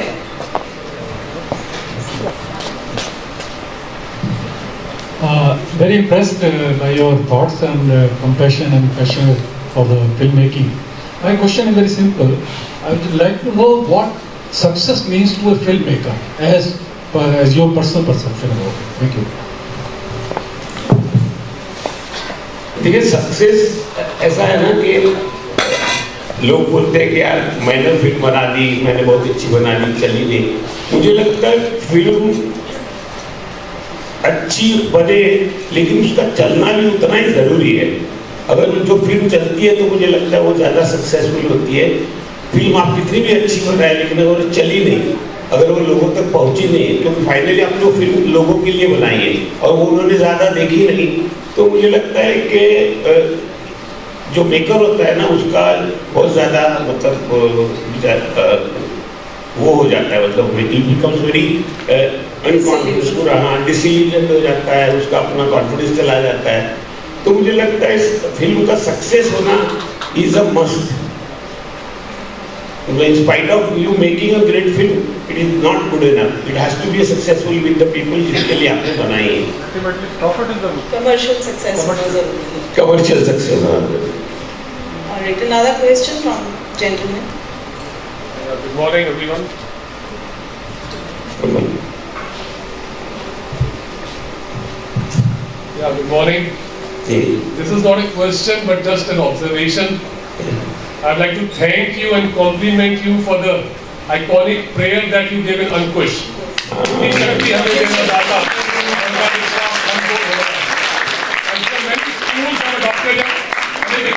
inspires a whole lot generation. It has inspired. Thank you so much. Thank you. Thank you. Right, any other question from the audience? Yes, do we have? Or some young students they want to ask you. Namaste sir, namaste everyone. I am Aradhana. I'm a student of class 12 and I'm in the humanities stream. So I asked you a question about success. Mine is sort of in the opposite direction. As an individual who's in the public light, you're bound to face a lot of criticism, some very harsh words. And sometimes when movies would not work like you would want them to or the producer would want them to, they get worse. So how exactly did you deal with that, and in any way did that impact you, and if yes, how did you come out of that? Yeah, it's a very good question because I have faced this situation a lot of times, and I found that there are only two ways to go about it. Which then I started trying my latter unsuccessful films. No, we would not call them unsuccessful. The first thing is that you should immediately get onto the other film's writing and get immersed into it. That is the first, and the second most important is immediately leave the country, go somewhere. Radhya, do you have your passport and visa ready with you? I will. I'll just get it renewed. You have to ASAP. क्योंकि क्या होता है ना कि जब आप बाहर जाते हो, जैसे आप अगर आपके पास पैसे, आप यूरोप चले गए, नहीं है तो उत्तराखंड चले गए, नेचर इतना बड़ा है ना, ये तो रॉक गार्डन ही है।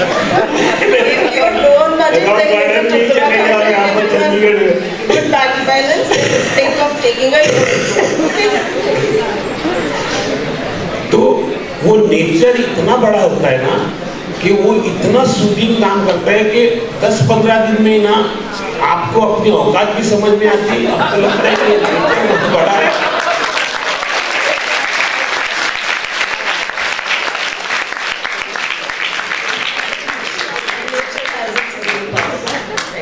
I think we are running short of time and we cannot.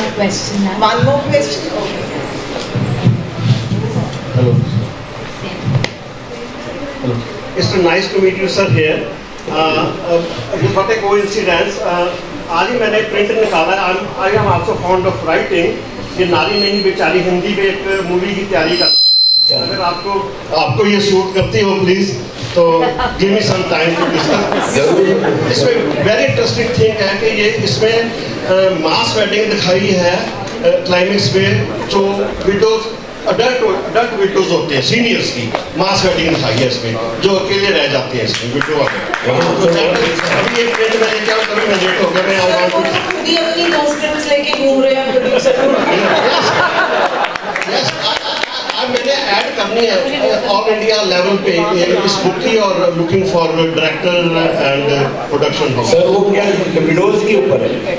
एक विडो की स्टोरी है पर क्लाइमैक्स उसमें है। तो उसको कोई मिलती है फिर? यस। नहीं सर मैं भी विडो, मैं भी वेरी गुड। फिर तो आपको बिल्कुल सूट करेगी ये story sir. You are most welcome to. So I am from US and I am spending my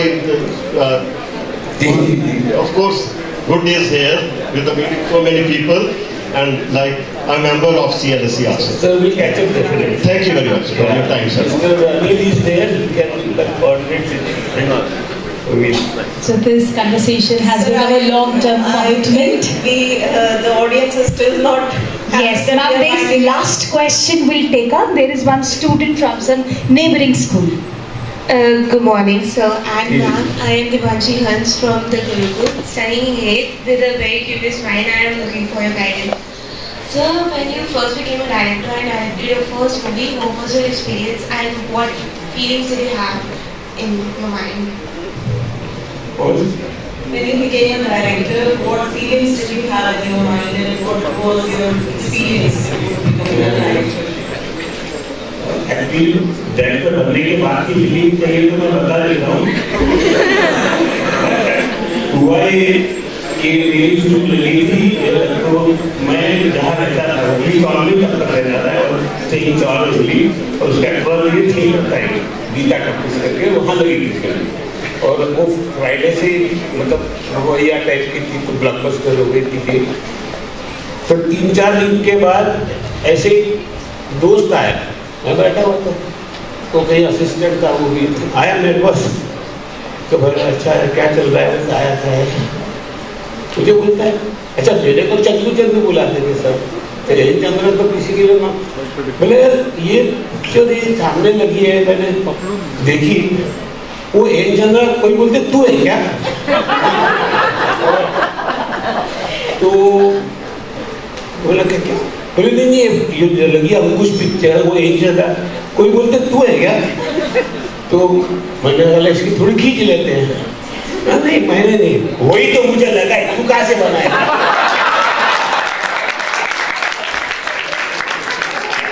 वो पिछला he was so happy and he was so confident, वही तो मुझे लगा है।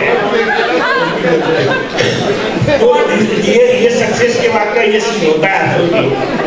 Moral of the story is कि आपका जो सिनेमा में नाम है और जो निक नेम है वो सेम होना चाहिए, कोई नहीं पहचानेगा। Thank you so much, sir. I think we have been on a roller coaster ride for the last 1 hour or so. Just a small question. Can we take a question? Another question? A privilege, sir, listening to you and seeing you. Sir, one for the road maybe. मेरे अपने, how much was it? Would you like to talk about it?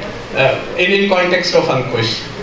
ये आपका question बहुत अच्छा है, इसलिए मैं इसका जरूर आंसर दूंगा। Thank you sir. लोगों को क्या लगता है कि मेरे अपने और अंकुश ये बहुत सेम टाइप की है, लेकिन ये ना बिल्कुल ही मिसअंडरस्टैंडिंग में आपको एक्सप्लेन करता हूँ क्या है वो, क्योंकि मेरे अपने भी मैं था, लेकिन उसमें एडिटिंग में था जी, तो मैंने उस फिल्म का प्रोसेस एकदम नजदीक से देखा है, और अंकुश का मैंने इसीलिए आपसे पूछा है, that didn't pose it as a question, I just wanted you to throw some light upon it. I will definitely.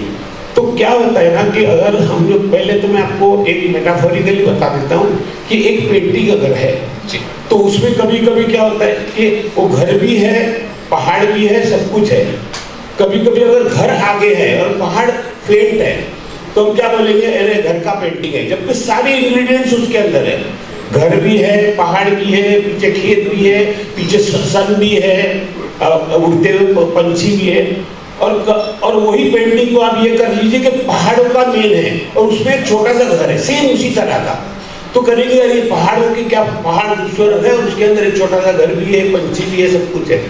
तो ये दोनों पर्सपेक्टिव है। तो मेरे अपने was about that woman's जो मीना जी ने रोल किया था, तो मीना जी का पर्सपेक्टिव था कि जब वो यंग थी, जब अंग्रेज थे, तब उसके हस्बैंड ने क्या क्या ये दी थी, और आज ये लड़के हैं वो आपस में झगड़ के मर रहे हैं, ये उसका थीम था।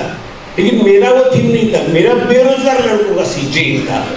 तो उधर Meena Kumari was in foreground, here this boys are in foreground. तो ये दोनों का बेसिक, दोनों में फर्क है। And probably you inspired then Arjun later. लेकिन अर्जुन मेरी फिल्म नहीं, वो मैं जानता हूँ, बट somebody did it। वो मेरे साथ बहुत सारे लोगों के बहुत सारे फिल्में, मुझे मतलब एक बार मैं गया एक इसमें शॉप में कुछ लेने के लिए, 2 मिनट है ना, पता ही नहीं था, तो गया वो, तो मुझे बोला अरे कैसे साहब क्या है, मुझे लगा शायद पैजामा इसने, सर वेंचंद है ना, वेरी गुड, नाम भी जानता है, हाँ करेक्ट करते हो, आप खुश हो जाते हैं ना, भाई वो बॉल दिखा दे, ये दिखा दे, सर क्या फिल्में बनाई थी आपने, सर क्या एक्शन वाली, अच्छा अच्छा हाँ सर परिंदा तो कमाल की थी, अच्छा लेकिन सर क्रांतिवीर में जो नाना पाटेकर के साथ काम कराया ना, अच्छा उसने 10 फिल्मों के नाम लिए, उसमें एक भी मेरी सर ये ऐसे बहुत की। Thank you sir. कुछ नहीं खरीदा आपने उसकी दुकान से, फिर कुछ नहीं sir, just to a poetic dedication to you, किसका किसका हाल सुनाया तूने ए अफसाना गो। क्या बात है। किसका हाल सुनाया तूने ए अफसाना गो, हमने तुझको ही ढूंढा इन सारे अफसानों में। क्या बात है।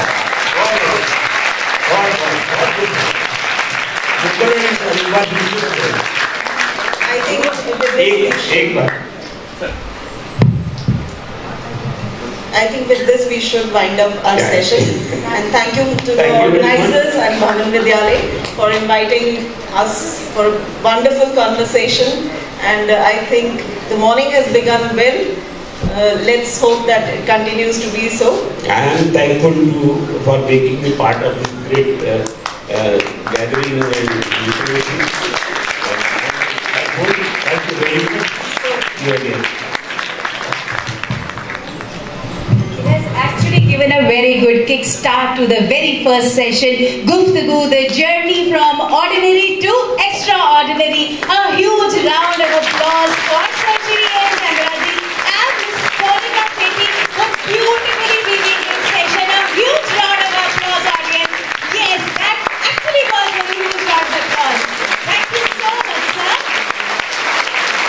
And dear audience, that is how I said it is a once in a lifetime opportunity.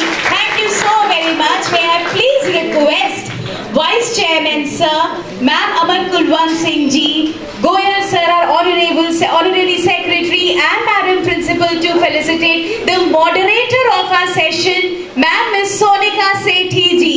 It's a small token of our love and gratitude to Ma'am.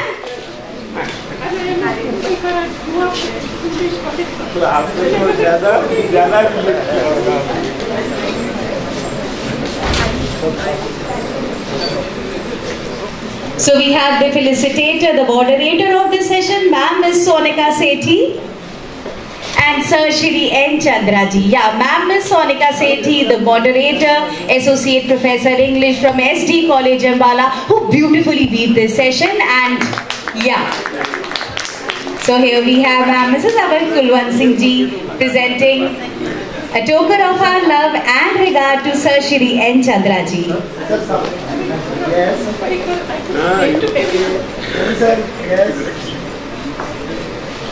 A huge round of applause, audience. That's actually a beautiful spectacle.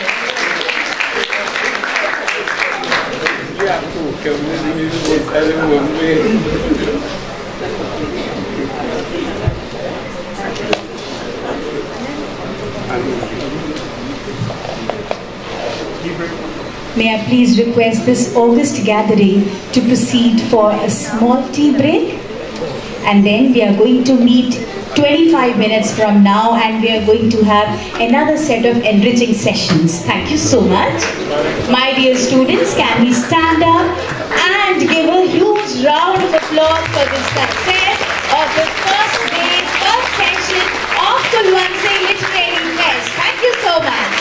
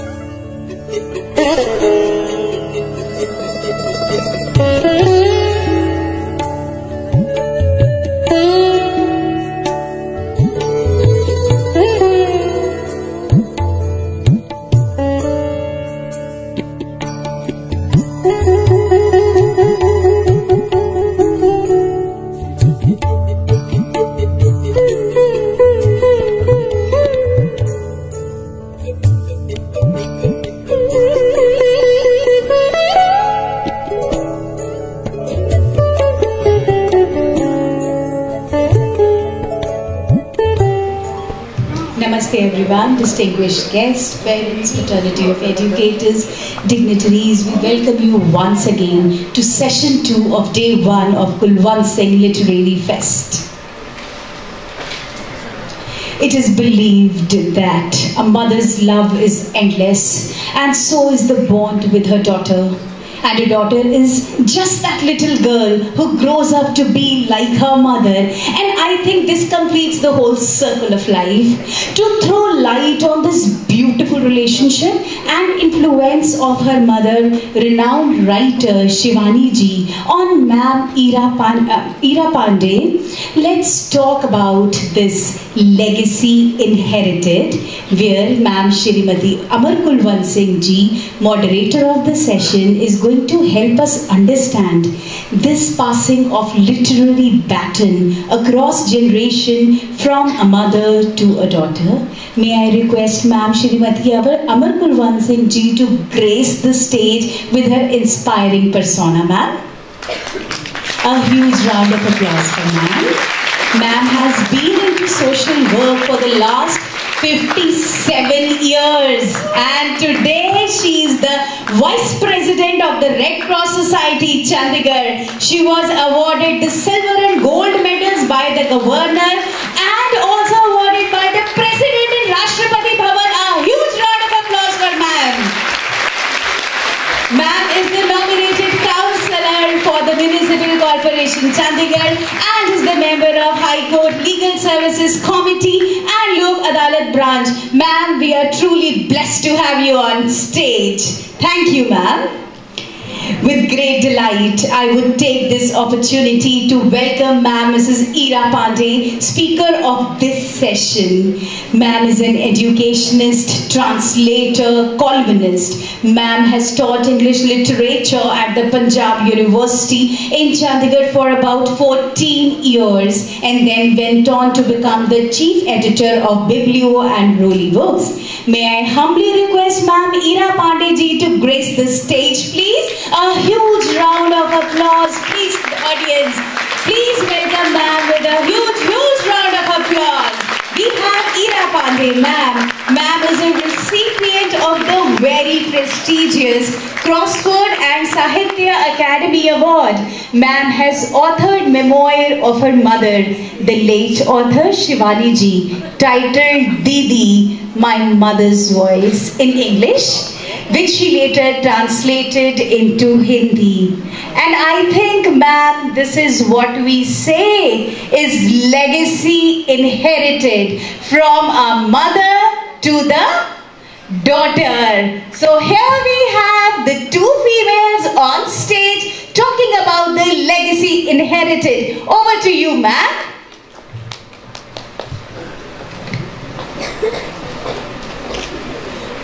Welcome, Ira, a dear friend, and kudos for taking forward the legacy of your illustrious mother.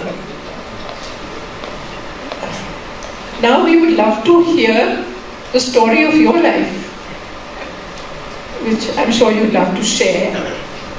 So my first question would be that did your mother, when you were a child, inspire you to write, encourage you to write, or did it come of its own volition? That's a difficult question, Amma, to answer for me, because my mother wrote in one language and I write in another. What I think has helped me in my career as a writer and as translator is the fact that we grew up in Kumaon, in Nainital, and my mother, who believed she was a multilingual personality. She was born in Rajkot, so she could speak Gujarati. She went to Shantiniketan to study. She was fluent in Bangla. She knew Marathi, Hindi, English, Kumaoni, Sanskrit, Urdu. These are all things that you pick up as you move along in life. And she always encouraged us to speak different languages with different people. I find this monoculture that is now developing with children speaking only in English. And I speak as a grandmother who's deeply disturbed by this, because I have children growing up in the US. My granddaughters, two of them are half Brazilian and the other one is Indian. I mean, both her parents are Indian. But they grew up in America, so they are only comfortable speaking in English or Portuguese or whatever. I feel sorry that they are missing out, because you lose such an extended vocabulary of words and, more importantly, of emotions that ignite your imagination when you stop listening to another language. So for that, I'm deeply grateful to my mother. And I remember as a child, I went to a convent school where we were taught only, as you know, in English and encouraged only to speak English. So we were fluent in English. Hindi we spoke because my mother was a writer in Hindi, and somewhere at the back of my head was the fact that she was writing in Hindi, so I had to learn Hindi. In fact, there's a very funny story I must share with all of you. We had higher Hindi and lower Hindi. I was doing senior Cambridge, so I had higher Hindi. And our Hindi teacher, Miss Sood, she was aware that my mother was a writer. Not many in the class were, because these were children who came from various parts of the country. So we had a poem by Sumitra Nandan Pant in our Hindi book. And my maiden name was Pant. I was Ira Pant when I was in school. So Miss Sood asked me, she said, Ira, are you related to Sumitra Nandan Pant? Now I knew that all Pants, Pandes and Yoshis are related, because that's how it is. And I was a terrible guppi. So I looked into the book. That book had belonged to a horrible cousin who had drawn a bindi and a nut and earrings, because Sumitrada had curls, as you know, he used to wear these curls. So I looked down into the book and I said very confidently to Misood, yes, she's my aunt. And for years she used to say, so how is your aunt Sumitrananda? Well, that's the kind of childhood we had. And when I told my mother this, she said, you should be ashamed कि तुम्हें ये नहीं मालूम कि वो आदमी है कि औरत. So languages are something that I am deeply grateful to my mother for having encouraged us all to learn. Okay, so the next question is, when did you realize that you could write? Do you remember, say, the first thing that you wrote and you got appreciated for it and you realized, oh God, I can write now? Do you remember that piece, and how old were you? Do you have any recollection? Well, I must have written hundreds of compositions because, as you know, this was a favorite form of punishment in school, and I was always talking so much in class that I was punished by making me write all those things.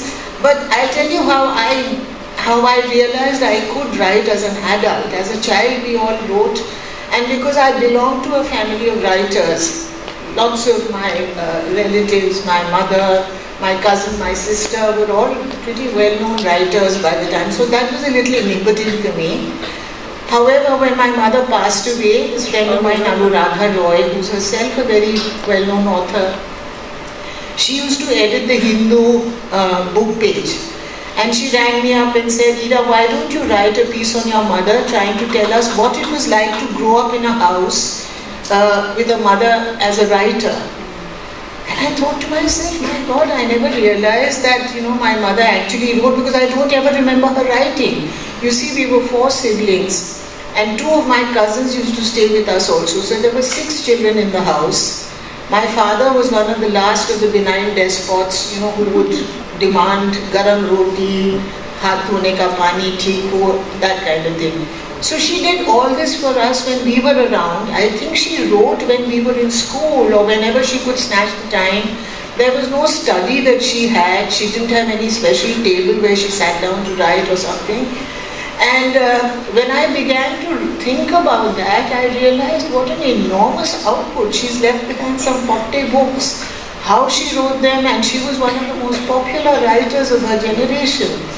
Except that because women writers have always been treated as grade B writers in the Hindi literary world, and also because she was never one to push herself really.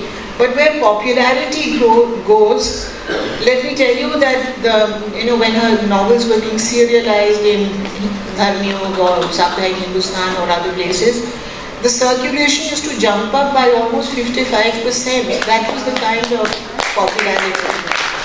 The other thing I want to tell you is that in our literary sort of assessment of writers, somewhere popular writing is considered a slightly lower form of writing than, it's like cinema, where Satyajit Ray and people of that caliber are always looked upon with greater respect than, let's say, a Raju Hirani, who makes popular films which thousands of people watch. Not many have, I'm sure, amongst the children here, not many will be inspired now to watch Satyajit Ray, but you will watch Munna Bhai and other films that he makes. So, she suffered because of that also. Okay, so now you taught in the university, Punjab University for 16 years. Who were your favorite authors, poets, writers who sort of inspired you or who you felt were very interesting? Very tough question because I have a failing memory and I can't remember too many people. Someone. But I'm delighted to see one of my earliest students, Deepthi, sitting here, and her hair is grayer than mine. So, I must have done something good. You can't recall any of your favorite authors then that you love teaching or you... Yeah, and don't forget I was a very young mother. I got married at 20, like so many of my generation. I had my first child at 22, and by the time I was 25, I'd had twins as well. So I was, I had 3 under 3. I was teaching in the university. Don't ask me. I was going to say that. I was going to say that, it must have been quite a time looking after family. A bureaucrat husband like Amita, we are honored to have with us today. But so it seems, I don't think you got time to write at that time, did you? No, not really. I was just about, you know, I used to call it in our staff room, डब्बा load करना. रात को जब सब सो जाते थे, खाना खत्म हो गया, बच्चे सो गए, then I used to sit up and read up for my lecture the next day. So that, you know, you literally live day to day. But I enjoyed very much meeting young people who were just a few years younger than I was at that stage. And that was a great stimulus. I must say I've learned a lot from my students, and I continue to learn from young people, because as you grow older you become crustier, more cynical, more intolerant of foolish behavior. But if you keep in touch with young people, I do think you leave a window open for developing yourself. Admirable the amount of, what should I say, books you've written. But there's one book which intrigues me, especially the title, the book that you've written on your mother. You call it Didi, which means elder sister. Now to write about your mother, title it elder sister, that I find very interesting. And also what inspired you to write, and what is the story behind this book? We'd love you to share that. May I read, if you don't mind? Yes, I would love you to read. Because, you know, I was thinking I've written about this, and it's best read from the page that I have marked out. Just a minute.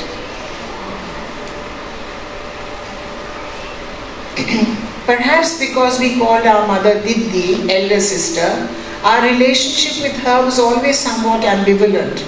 More than a mother, she was for us a difficult sibling, an eccentric, much older sister who belonged to a different generation. After her death, it seemed to me as if she had lodged herself in my head, because I could hear her voice constantly, more clearly than I'd ever heard it when she was alive. It occurred to me then that despite the fact that she was never a cloying presence, she had burrowed herself so deeply into my life that losing her was like losing a limb. Or perhaps it was something like the phenomenon that people with amputated limbs describe, when they can feel sensations in an arm or a leg that is no longer there. That she was also the most popular Hindi writer of her times was an aspect of her personality that we were both proud of and embarrassed by. She was too proud to mention how hurt she was by my casual acceptance of her literary reputation. It must have pained her deeply that the very children who had once never tired of hearing her fascinating stories had now outgrown her kind of writing. So she chose to deliberately downplay her literary reputation with us, treating it as a joke that she got hundreds of letters and awards from many sources. Making fun of one's achievement was a game that we learned to play from her and understood. So we played along. This book, which I have written, is not meant to be anything as literary as a biography. Indeed, while writing it, I deliberately put aside all that I had ever learned as an editor, for the more I read her and tried to recreate her voice, the more I became involved in a psyche and a temperament that used the senses as well as the mind rather than the mere intellect. I do not know whether Didi herself necessarily understood or intended to understand this aspect of her work, for like so many other writers, she could embody truth but did not always know it. Or if she did, she chose to hide it. But that was my mother, and so this whole book is actually a quest for her lost voice, because she has written hundreds of travelogues, articles, columns. She's a prolific writer, and she wrote to support herself financially, so she had to keep on writing in order to generate an income for herself. I realized when I read her non-fiction, her fiction of course is very popular and everyone has read it, but in her non-fiction she's kept a kind of an account of her entire life. It's buried in various places. So, and her memory and power of recall was so strong that she could remember everything from the age of 3 to the age of 80. So this book is also actually a chronicle of those times, of that particular generation of women who grew up in the early part of the 20th century, who were privileged, who grew up in very liberal and yet Brahmanical patriarchal homes, who had the privilege of going to Shantiniketan when Tagore himself was one of her teachers. So, I realized after she had gone that she really was an extremely modest and brilliant woman who had left bits of her, just as she's left bits of herself in all of us. Each one of us has some aspect of her personality. She's left a bit of herself in each of the books that she's written. So that was my quest when I wrote. Wonderful. And I think, as you mentioned, this also describes that period through her life as to what it was then and where we are now. Also, as you mentioned, that you just don't know when she wrote, with so many siblings in the house, with even cousins staying, 6 children or brats to look after, which we are at that age. And my next question to you would be, all creative people have their time zone, creative time zone. Some love to write at night when in the stillness of the night. Some early morning when the dew's on the grass and the birds are chirping. Some with a cup of coffee. What time does your muse call you? Whenever I can snatch the time, and whenever for instance, I write this fortnightly column for the Tribune, as some of you may know. And when I was coming here, I realized, oh boy, I have to be back I'll be back on Friday, and I have to send my column by Friday to them. So I sat and wrote it out on Tuesday and sent it to my editor here in the Tribune and said, please, so as a writer, you have to be very disciplined. And you learn to, at least women writers I know who don't have the privilege of, मैं अभी लिख रहा हूँ, मुझे disturb मत करो, वो maid आएगी, आज ये सब्जी नहीं है, आज घी खत्म हो गया, आज चने की दाल नहीं है, whatever, वो भी धोबी भी आया, you constantly being interrupted by your other life, your housewifely or your wifely or motherly life. So you learn how to, and what I learned from my mother is that, she could leave a sentence half written and go back to it and pick it up all over again.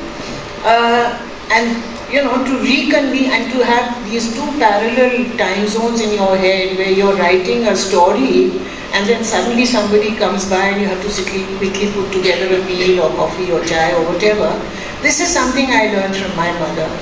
And this is something that we must have got as a gift from her, because Mrinal is the same. My mother used to say, she used to go to visit Mrinal. सुबेरे उठती हैं, अलैया बिलावल गाती हैं, फिर सब्जी छौंक के आती हैं, फिर साड़ी पहन के काम पे चली जाती है, तो दिन भर उसके घर। तो ऐसे तुम कौन बड़ी डिसिप्लिन थी, तुम्हारे घर में भी तो यही होता था।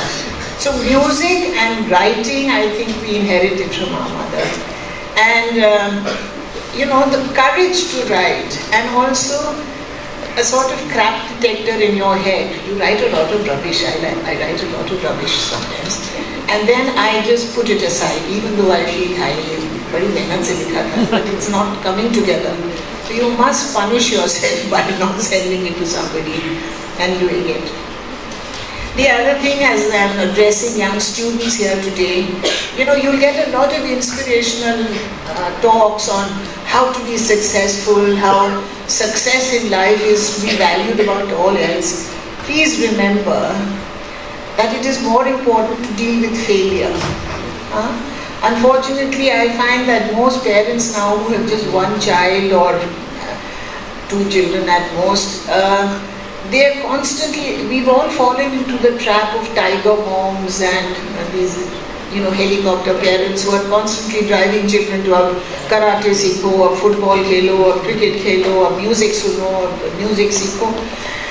Children must be bored. We were so horribly bored when we were children because there was no television, there was no form of entertainment, no mobile phones, thank God, and no WhatsApp. And so we learned to deal with our own boredom in ways which were so creative. We learned to be storytellers because everything became a story. And भूत की कहानी, जानवरों की कहानी अपने आप हम लोग बनाते रहते थे. And that is really what stimulated imaginations, I think, in young children. So do not feel disturbed if you're not at the top of your class. Not many are fated to be that way. Not all of us are outstanding students. But each one of us has something. Even if you don't write, learn to appreciate good writing. You know, that is in itself a great education for you one day to perhaps write a book of your own. Thank you. Thank you for reiterating this message that failures come to teach you something too. I think Mr. Chandran was a good example of that. How being a Veda around the studio, he rose to be what he is today. And Ira is saying something the same way. J.K. Rowling, the most successful author of recent times, the Harry Potter author, she was rejected by God knows how many publishing houses. She was down and out. She used to have no money to heat her own house, so she used to sit in a barista's or one of these coffee shops and write at the back of scraps of paper. And look where she is today. She had that inside her, that story bubbling to get out. But she learned to deal with failure in order to appreciate success. I think that is the right way to go about it, instead of hoping for success and getting failure in return all the time. I think we have an Indian example too in Mr. Amitabh Bachchan, who was refused by All India Radio because it didn't suit him, and today his voice, people die for to hear him say his speeches. So yes, failures teach you something, and I think it's a good one.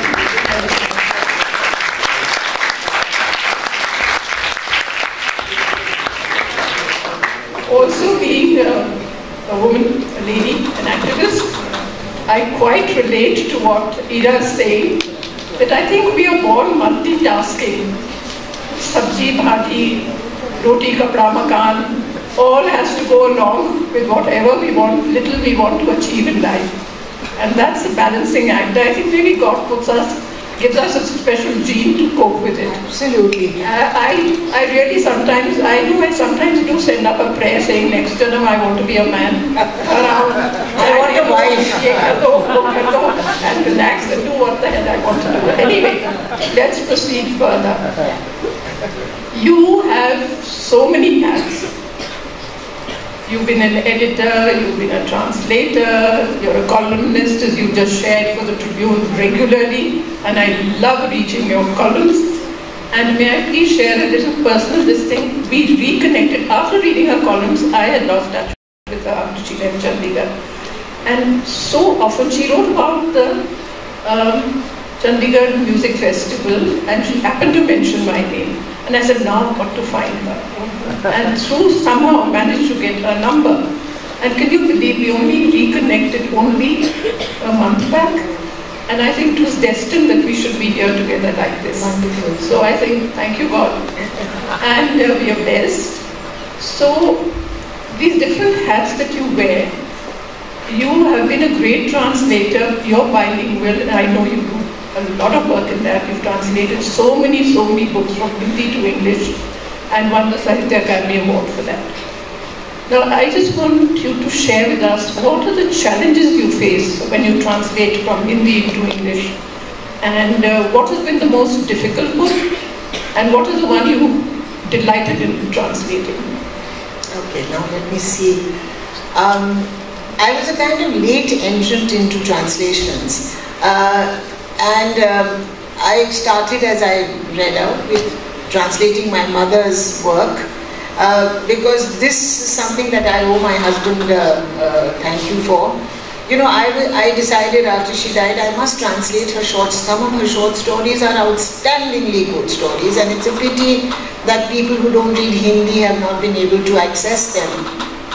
So I started translating those stories, and I told my husband, I said, you know, this is like the story of a life. So he said, why don't you write a book on your mother as a character in her novel? So then that puts, otherwise it's very difficult to write on your own parent. We are brought up in the East to look up to our parents. You know, we deliberately don't notice their flaws. We try and draw a curtain of silence over the things that we don't want anyone to know. And that's what actually helped me put this whole book together. Translation, that was the first one I did. And when it was received so well, I was then emboldened to do more. Manohar Shyam Joshi, who you may have heard of. He was a very, very fine writer, and he wrote in Hindi with a very strong Kumauni lilt. Now that voice is in my ears. I speak Kumauni even now, I can speak it fluently. And unki ek bahut badhiya kitab hai called Tata Professor. There's another book called Hariya Hercules Ki Hairani, which is the one that I wanted to translate. It's a brilliant book. But somebody was already doing that, so he said, tu ye kar le. My husband said, main karunga ye. He said, aap kariye. Acha, Amit ji ne usko thoda translate kiya, then he went to sleep over it. So I told him, I said, you are never going to finish it, may I do it? And I translated the book. Sadly, he kept saying कि मुझे दिखाओ, तो I said नहीं, जब तक ये मैं पूरी नहीं कर लूँगी मैं नहीं दिखाऊँगी आपको. When by the time I came to the end of the book, he passed away. So I gave, and I thought, oh God, I don't even have any written permission. Suppose his family decide now to not give me permission, मेरी इतनी मेहनत जाया जाएगी. So his wife, who was also a teacher, and she was teaching in LSR, and head of the Hindi department, I gave it to her and I said, please read this and tell me. She went silent. I said, "Mari gaye, inko nahi achhi lagi." She's not going to give it to me. You know, she called me a few days later and she was literally crying on the phone. She said, "Ira, मैंने ये बहुत दिनों के बाद ये किताब पढ़ी उनकी, and she said मुझे इतनी अच्छी लगी कि please इसको तुम translate करो, और एक उनकी और किताब है called Kasab, which is my favorite also." She said उसको भी करो. I said वो तो मैं नहीं कर सकती हूँ because वो इतनी रुचि हुई है, so deeply rooted in Kumaon and Kumaoni that I don't have the vocabulary. So she said, if you don't do it while I'm alive, मैं अपने will में लिख के जाऊँगी कि इस किताब को ही करना है. So now that's a horrible responsibility on me. But that's how my journey of translations began. I got the Crossword Award and the Sahitya Academy Award for Tata Professor. And I met Prasoon Joshi once and I told him, I said, इस पे आप एक film बनाइए ना. This is a book which needs to be made into a film. अब पता नहीं उसके भाग्य में होगा तो होगी. But that's how I started. Lovely. चलिए अब आपके लिए एक surprise. This very talented Ira has a hidden talent. Her love for music and singing. She was. I'm going to share a secret, whether you like it or not. Ira was part of a choir in which my daughter Neeman took part, and it was put together by a dear friend who's no more called Jaya Verma. They sang these songs in different languages, and not only did they perform to a full house in Tagore, but performed on Doordarshan, which was the only channel at that time, only TV at that time. Would you like to share that? You know, sadly I can't sing anymore. I'm now 72. I was, I think, 32 when that choir was over. 40 years later, don't expect me to sing. But let me tell you that my mother, who was visiting me, and because Jaya was a Bengali herself, she asked my mother to translate one of Tagore's very famous poems called Dhanodhanya Pushpebhara into Hindi so that she could set it to music. And my mother did it because she was herself a very gifted singer. And Jaya, it's one of the most beautiful, and I keep thinking that in these days of hyper-nationalism, if someone were to hear that, that's really what nationalism was about pre-1947. You know, without all this Bharat Mata Ki Jai kind of hysteria around it. It is just such a gentle tribute to our motherland that I must, but I'll try, let me see. It's called, it begins, Dhandhanya Pushpambara Hamari Vasundhara Ank mein ek desh hai jiska sab deshon se nyara sapnon se bhara hai. That's how it goes on. And then it goes to a very high pitch. I can't sing that high pitch anymore, so I'll come down a little. ऐसा देश न पाऊंगी कहीं ऐसी धरा सब देशों से प्यारा है सब देशों से न्यारी है ये जन्मभूमि है ये मेरी जन्मभूमि है ये मेरी जन्मभूमि. So this was the song that my mother translated. But I don't want to end on a terrible note like my singing. I want to read one small little piece from an absolutely charming book. If you can buy it for your library, or I will try and donate it to you if I can. This is a memoir my mother wrote about Shantiniketan, and I must share a little story behind it. Okay. No, she went there at the age of 8 and was there for about 12 years until she passed her BA. And it begins with such a beautiful recollection where she, her sister and her brother, 3 children from Almora, just imagine how they must have reached Bolpur and Shantiniketan in whatever it was, 35 or something. And she says that they were terribly homesick because they didn't know the language, they had no friends, and they were in a hostel, missing home, homesick. So their warden one day took them to meet Gurudev and said, come, let's take you there. So the book begins by saying, as long as I live, I will never forget my first glimpse of Gurudev. They went to his little cottage called Shamula, and he was sitting in the lawn. It was evening time when the sun was setting, and he used to wear this black robe with a black topi on his head. And the sun, which was red when it was setting, was behind him like a halo. And the Bolpur, those of you who know Bengal, the Santhal land there is red. So that whole thing was kind of glowing with an unearthly light. And this little child, my mother, looked at him and she said, is this God? That's how the book begins.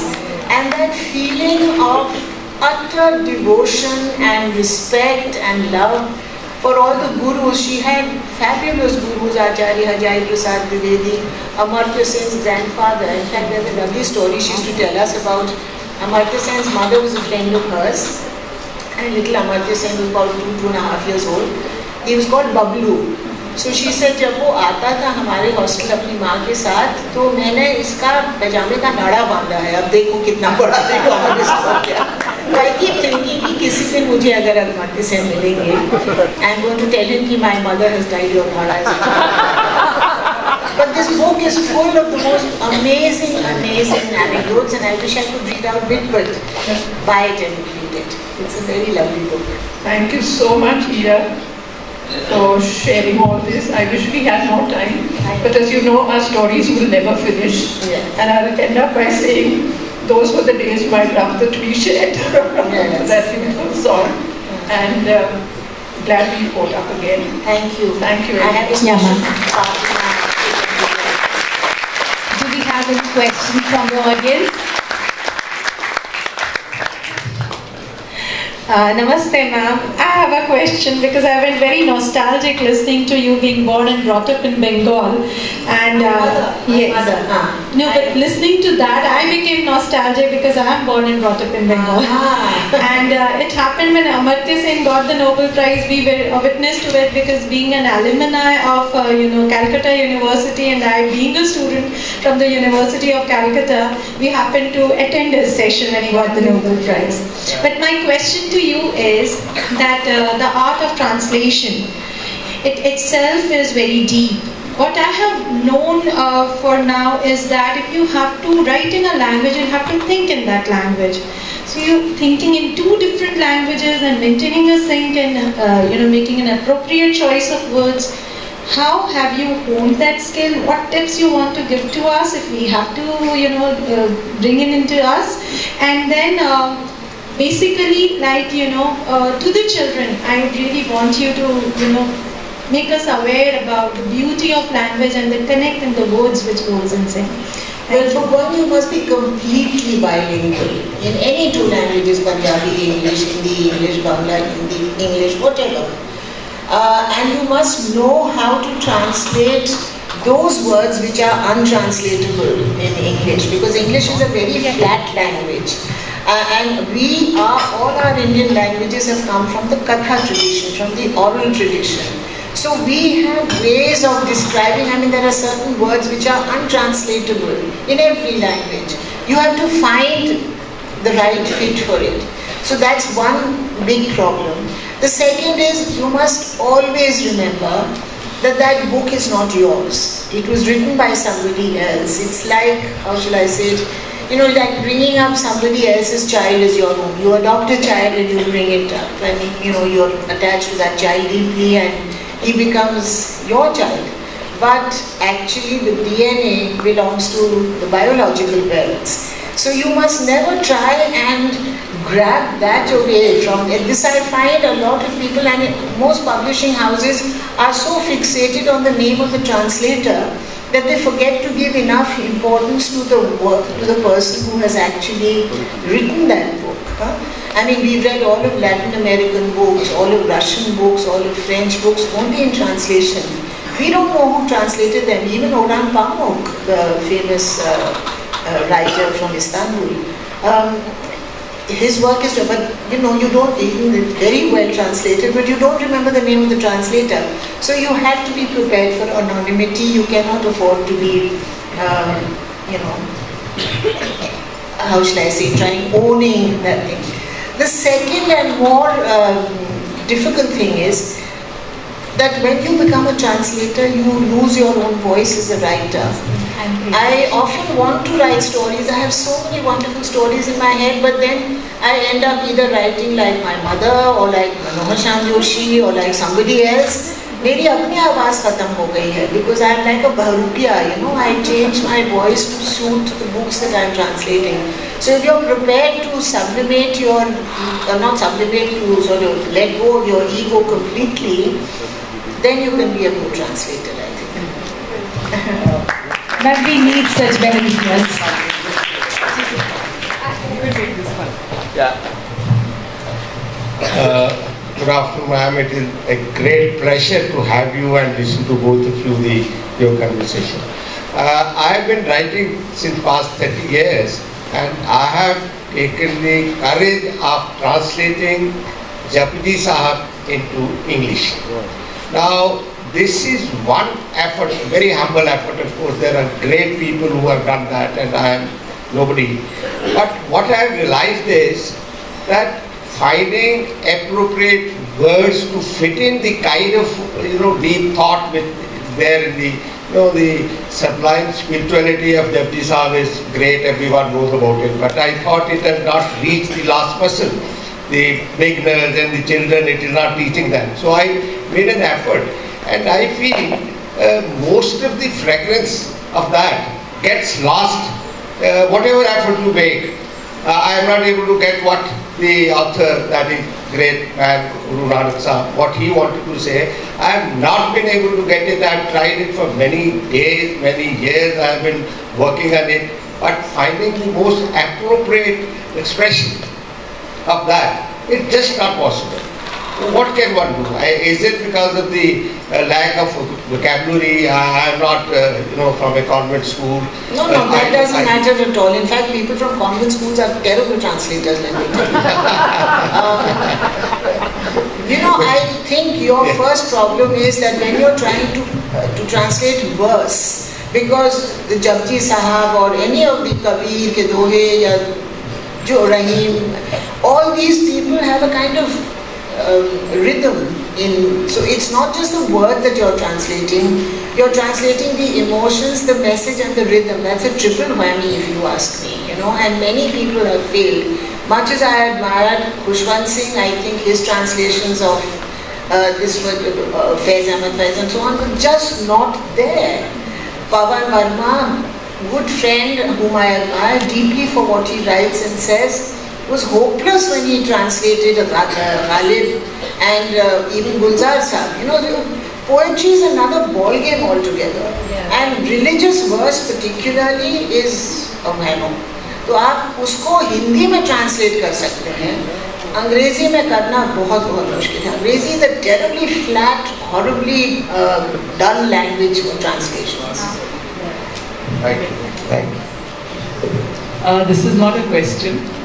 And I must tell the youngsters here that Ma'am Meera Pandey is the reason I became a teacher. Because watching her in class and at that point of time, we didn't realize that what she was giving us in class was just the tip of the iceberg and how much was below the surface. I must tell you an interesting story which is related to her mother. her mother, when she came to visit her, whenever I would go home, both my parents are teachers, and we would talk about our day. So I said, ma'am mentioned that her mother is coming, you know, she's a novelist. And my mom said, what's her name? I said, Shivani ji. And my mother went into shock. She said, you've been taught by Shivani's daughter and you never told me. Go ask her, I want to meet her. Now for a fresher in the Department of English to summon up the courage to ask a professor, can we visit you and meet your mother? It took me a couple of days to do that. And when I asked her, she was so easy about it. She gave me her address and she said, "Theek hai, come with your mom and visit us." And my mother met Shivani ji, sat with her for an hour, and we were so comfortable all the time. And after we came home, I remember mom refused to talk to any of us. She said, I want to savor these 60 minutes that I enjoyed. So that is talent for you. And this is talent. Sitting here, I was transported to my classroom. Thank you so much. Thank you, ma'am. That's really the best endorsement I can get from a student. Thank you.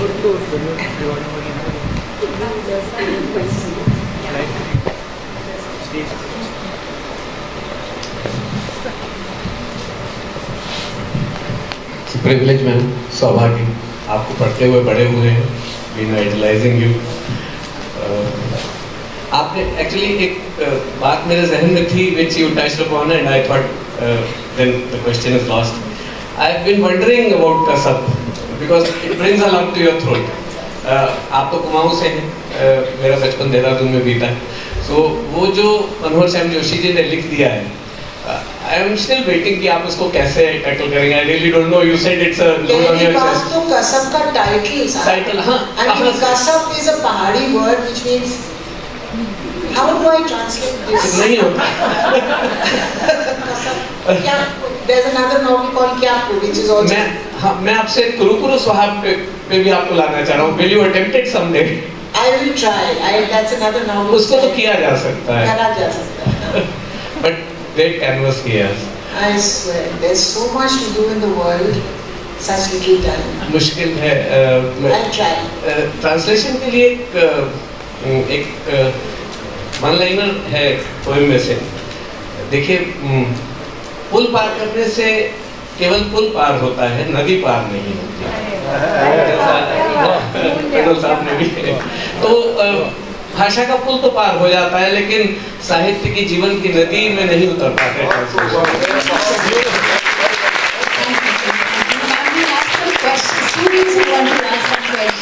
We'll quickly take up 2 questions. We are running short of time. Yes, Anvi, please.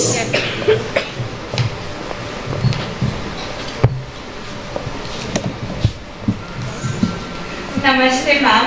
Ma'am, there's a line in your book, Apradhini, that says that there is no jail on earth that can shackle a free spirit, and no spirit so free that its feet cannot be bound in chains we cannot see. Ma'am, it would be a pleasure to know how this beautiful chorus of words resonate with the lives of women like you have written about in your book, Apradhini. Apradhini is again a translation of my mother's book. It was a serial that she wrote the year I got married in 1971, where she went to visit the women's jail in Lucknow.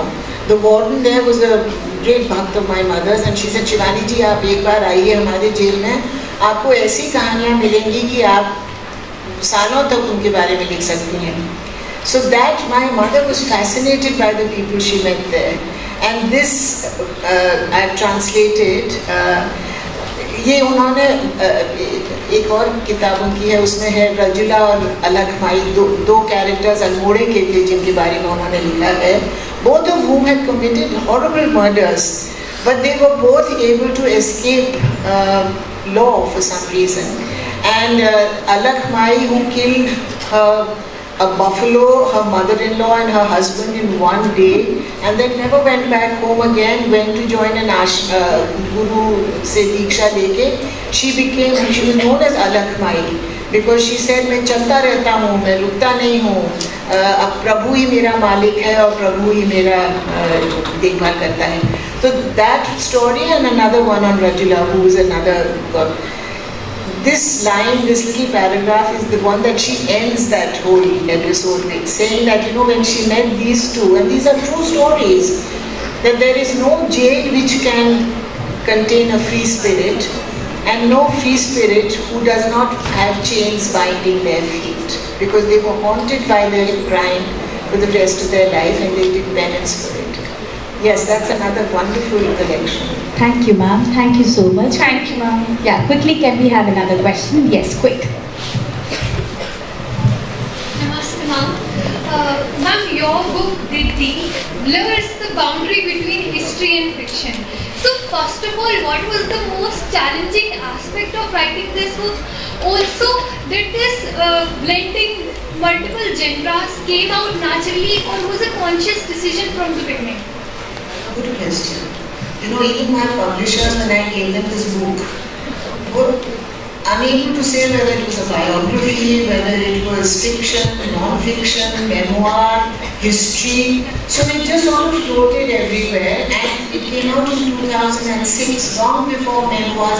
Now biographies have become, and non-fiction have become a very important focus of new writing. But in those days, this book just fell between the cracks, you know. And it's survived all these years only by word of mouth. I think ek jana padta hai, and then you pass it on to somebody, that person passes on to 3 others. And it is still in print after all these years. I've now translated it into Hindi, it should be coming out. Because this is my mother's centenary year. So I thought, okay, asli pathak to Hindi mein hai. I must translate this into Hindi, although my Hindi is nowhere near as terrific as hers was or Mrinal's is, but even so. So let's hope this time round it gets some attention. Ma'am आप करेंगी तो बहुत valuable होगा, इसको जरूर. वो मैंने दिया हुआ है राधा कृष्ण प्रकाशन को, who are her publishers, Ashok Maheshwari जी को. Hopefully अब निकल आएगी कुछ.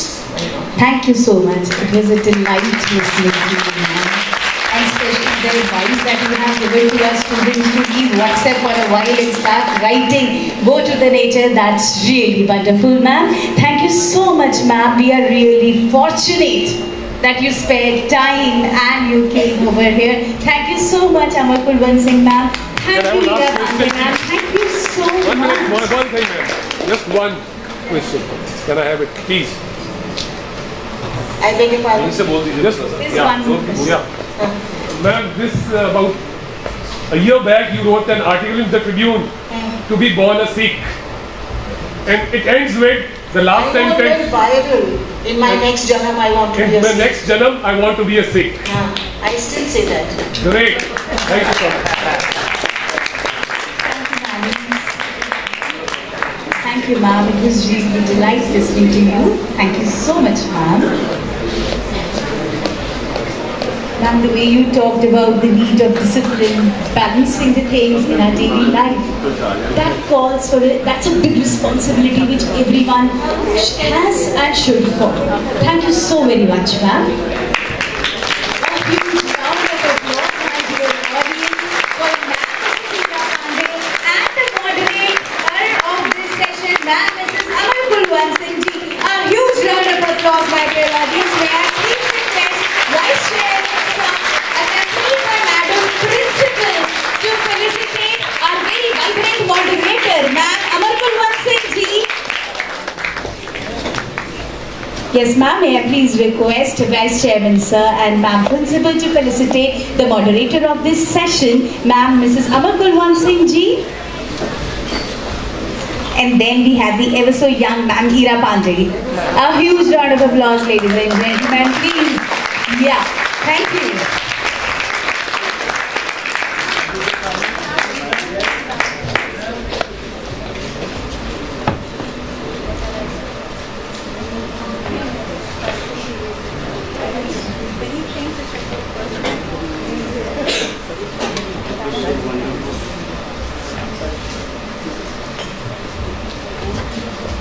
Thank you, ma'am. Thank you, sir.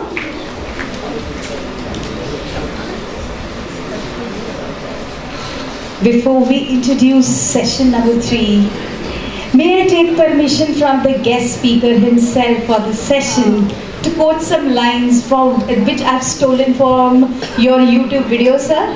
Am I permitted? It's based on relationships. धीमी आंच पर कुछ रिश्तों को धीरे धीरे पकाया है. Please listen attentively. धीमी आंच पर कुछ रिश्तों को धीरे धीरे पकाया है. रिश्ता जब ये पक जाता है, रिश्ता जब ये पक जाता है, स्वाद अलग देता है. रिश्ता जब ये पक जाता है, स्वाद अलग देता है. यही सोचकर इन हाथों से पहरों पहर चलाया है. धीमी आंच पर कुछ रिश्तों को धीरे धीरे पकाया है. धीमी आंच पर कुछ रिश्तों को धीरे धीरे पकाया है. And I think this is the beauty of strong relationship. And as Sir says, a thick relationship. Relationships require investment. Then it becomes thick. Unlike the relationships of today's time that begin on Instagram and end on Instagram, that also instantly. My students, would you agree? Our relationships are all around on Instagram.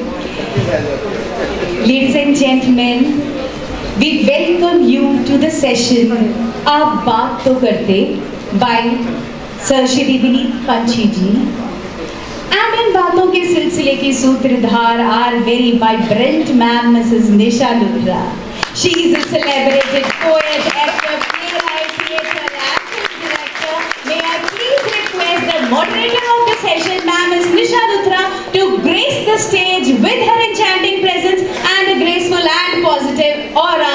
A huge round of applause for ma'am. Ma'am is the founder and director of the Narratives Performing Arts Society India and the director of Kalakshetra, the head of Leicester School of Music and Drama, Ireland, and ma'am is the author of a Hindi poetry book, Uns.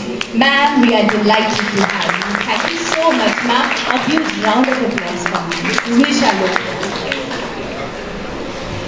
Okay. Turning the spotlight on relationships and the roles they play in our lives, we have amongst us a speaker, poet, activist, storyteller, communication consultant, filmmaker, voiceover artist, musician, idea box, and sir, your website says कि फर्क पैंदा है पाजी. Sir फर्क पैंदा है, बिल्कुल फर्क पैंदा है. We are delighted, blessed. I am lost of word to introduce the speaker of the session. Sir फर्क पै गया फर्क. Please ask why. Why? Sir, I didn't take the name of such a versatile person. Ladies and gentlemen, with a huge round of applause, please join me in welcoming the speaker of this session, Sir Shri Vineet Panchi ji. And let me tell you, sir is the voice and the face of the curtain raiser of Kulwant Singh Literary Fest. A huge round of applause for sir. Again, let me tell you, छोटी सी voice उसने मेरी की थी, so you can please applaud for me also. छोटी सी voice थी sir. Sir, please join over here on stage. Yes, sir. Sir is the founder of the Jai Hind Project. Jai Hind Project that extends its influence by providing training in storytelling and filmmaking to the grassroots organization and word of mouth media, a platform where sir's writing, poetry and films have found wide-ranging applications, both in corporate world and for social causes.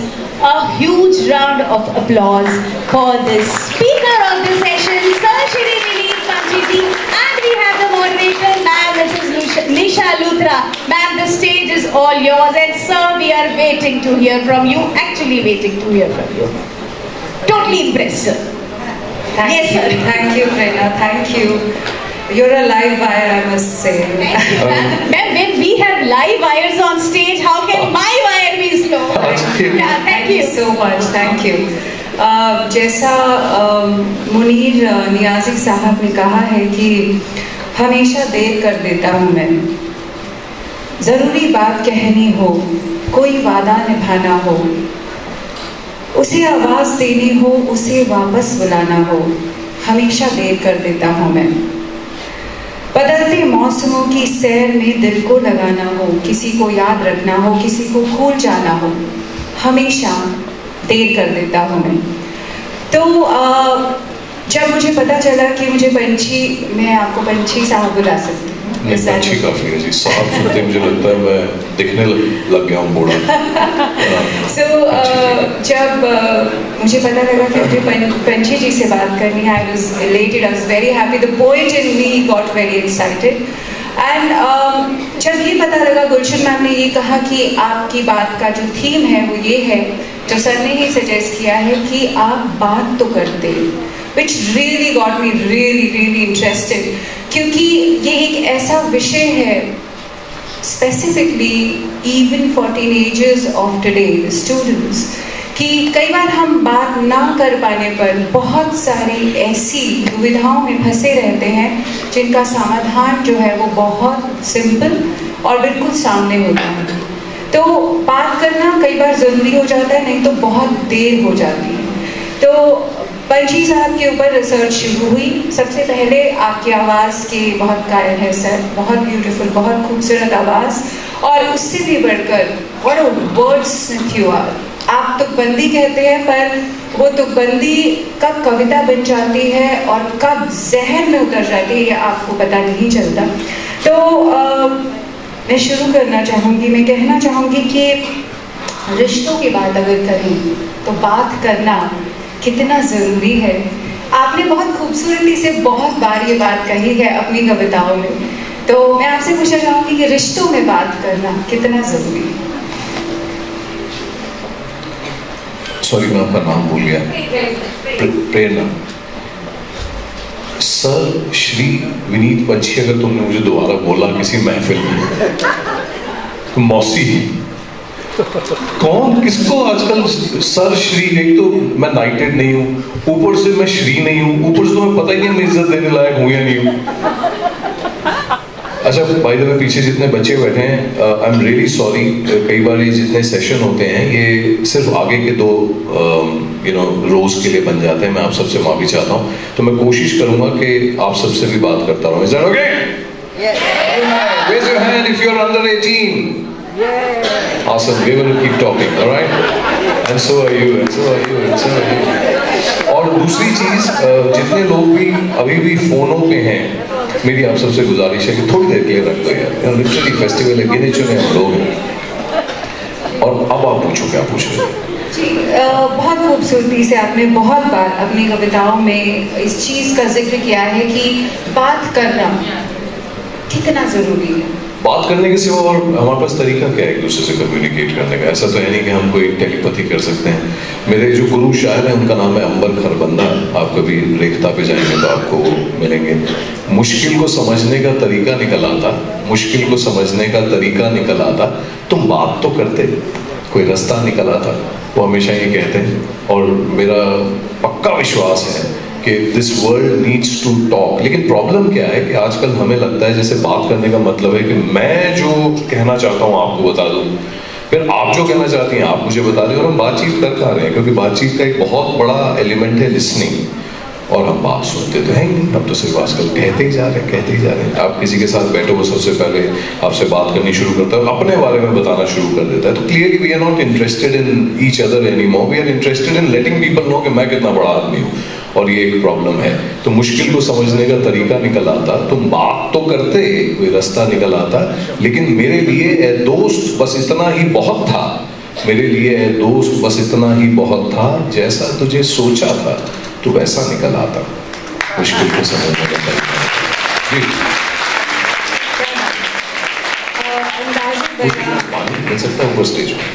अंदाज़े बयां बहुत खूबसूरत है sir आपका। कई बार ये बात कही गई है कि जितने आसान शब्दों में बात कही जाए वो उतनी गहरी हो जाती है, और आप उस चीज़ के एक लाइव एग्जाम्पल हैं। सर एक बहुत यंग कपल ने आपसे पूछा शादी से पहले कि आपकी क्या एडवाइस है, हमें क्या एडवाइस देना चाहेंगे? तो आपने बहुत खूबसूरती से उनको एक बहुत प्यारी एडवाइस दी. I would really like you to state it to the friends here sitting, the students, the young students here. मुझे पहली बार इश्क तब हुआ था जब मैं क्लास 7 में था. और मैं इश्क बोल रहा हूँ, क्रश वश भी नहीं बोल रहा. मुझे लगता था बस मैं इनको देखता ही रहूँ, मेरी टीचर को, इंग्लिश की टीचर, कैसे आती थी कैसे जाती थी, उनके हाथ चौक चल रहे थे, मुझे स्लो मोशन में दिखता था. तो अब कुछ लोग, अब जैसे आपको कैसे पता कि मैं अभी भी क्लास 7 में नहीं हूँ? आपको कैसे पता कि मुझे चीज़ें स्लो मोशन में नहीं दिखती? अभी भी दिखती हैं. एनीवे, गलती मुझसे ये हो गई कि मैंने 24 साल की उम्र में, उस समय जो मेरी गर्लफ्रेंड थी, उनको मैंने कहा मैं तुम्हें 1 हफ्ते से जानता हूँ और मैं तुमसे शादी करना चाहता हूँ. अब 1 हफ्ते में मैं क्या जानता हूँ? फिर उनके साथ रहा 23-24 साल. अब वो मेरी एक्स वाइफ है, अभी भी मेरी अच्छी मित्र हैं, लेकिन हमने एक दूसरे को बोल दिया हाँ यार गलती हो गई थी, आगे बढ़ा. तो ये जो हम किस्से का जिक्र कर रहे हो, ये है कि मेरी जो सबसे छोटी मौसी हैं, क्योंकि मेरे नाना जी काफ़ी अच्छे आदमी थे, उन्होंने 12 बच्चे पैदा किए. जो मेरी सबसे छोटी मौसी है, मुझसे चंद साल बड़ी है, तो मेरी बहन टाइप की है. अब उसके बच्चों की जब अभी शादी हो रही थी, मेरी बेटी अब 23 साल की है, तो मुझे कहती है कि यार तो इतना अच्छा लिख लेता है उसके हिसाब से, तो इनके लिए इसके ना रिसेप्शन में तो कुछ पढ़ता क्यों नहीं है? मैंने कहा मौसी, मैंने ना पिछले हफ्ते डिवोर्स के लिए अभी अप्लाई किया है और ये अच्छा मौका नहीं है मुझे ये कहने का कि मैं आपके बच्चों के लिए लिखूं. कहते नहीं तो लिख. तो एनीवे मैंने कुछ लिखा उन बच्चों के लिए, और ये मैं दिल से चाहता हूँ कि सारे बच्चे भी सुने और अगर बाकी लोगों को भी कोई फर्क पड़ता है. लेकिन और मेरा ये विश्वास है कि हाउ डू यू आइडेंटिफाई कि किसी शख्स के साथ आप लंबा रह सकते हो, और उसकी सबसे बड़ी पहचान ये है कि आपको उसके साथ बात करने में बड़ा मजा आता है. कई घंटे निकल जाते हैं, आपकी बातें नहीं खत्म होती, आपको you feel heard, you like listening to that person, there is a sense of companionship, there is inherent intimacy and there is a certain amount of trust. तो सवाल ये नहीं है कि हम लंबी बात कैसे करें, उसका एक अलग मुद्दा है, लेकिन अगर आपसे किसी की लंबी बात हो पा रही है और आपको बार बार दिल करता है यार वो कहीं मुझे मिल जाए, तो उस शख्स को आपको संभाल के रखना चाहिए. तो ये मेरा सजेशन था. आप इजाज़त दें तो मैं आपको छोटी सी नज़्म आइटम पढ़ के सुनाता हूँ. तो मैं, चक्कर ये कि बच्चों को मालूम नहीं होता, मैं बोलूँगा मुलाहिज़ा फरमाइए, आप सब वहाँ से बोलेंगे इरशाद. ठीक है, प्रैक्टिस करें. मुलाहिज़ा फरमाइए, तुम्हारी ट्रेनिंग शुरू हो चुकी है. ओके, तो दिस वन इज कॉल्ड कोई ऐसा ढूंढो जिससे बात कर सको.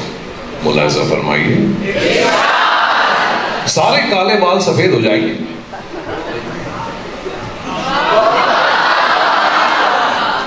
सारे काले बाल सफेद हो जाएंगे, घुटनों में दर्द होगा ऐसे दिन भी आएंगे, साथ में सोने का ना बचेगा फायदा, बढ़ती उम्र वालों का है अपना कायदा. तब ये एक शख्स, the one we are talking about, तब ये एक शख्स कुछ कहानियां सुनाएगा, जो रोज सुबह गाते हो वो गीत गुनगुनाएगा.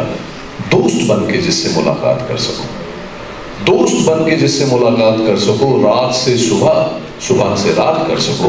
कोई ऐसा ढूंढो जिससे बात कर सको.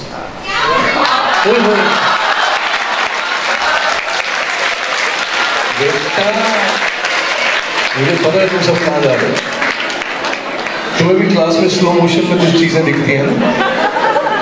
एनीवे, फर्ज करो दोनों एक कार में हो तुम, फर्ज करो दोनों एक कार में हो तुम, और कोई एक ऐसा मोड़ ले लो तुम जो वहां निकले जहां पे रास्ता न हो. फर्ज करो दोनों एक कार में हो तुम, और कोई एक ऐसा मोड़ ले लो तुम जो वहां निकले जहां पे रास्ता न हो.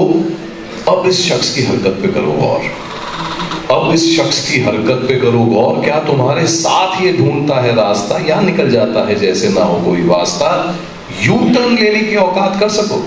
If you're in a wrong relationship, get out quickly. U turn लेने की औकात कर सको, रात से सुबह, सुबह से रात कर सको.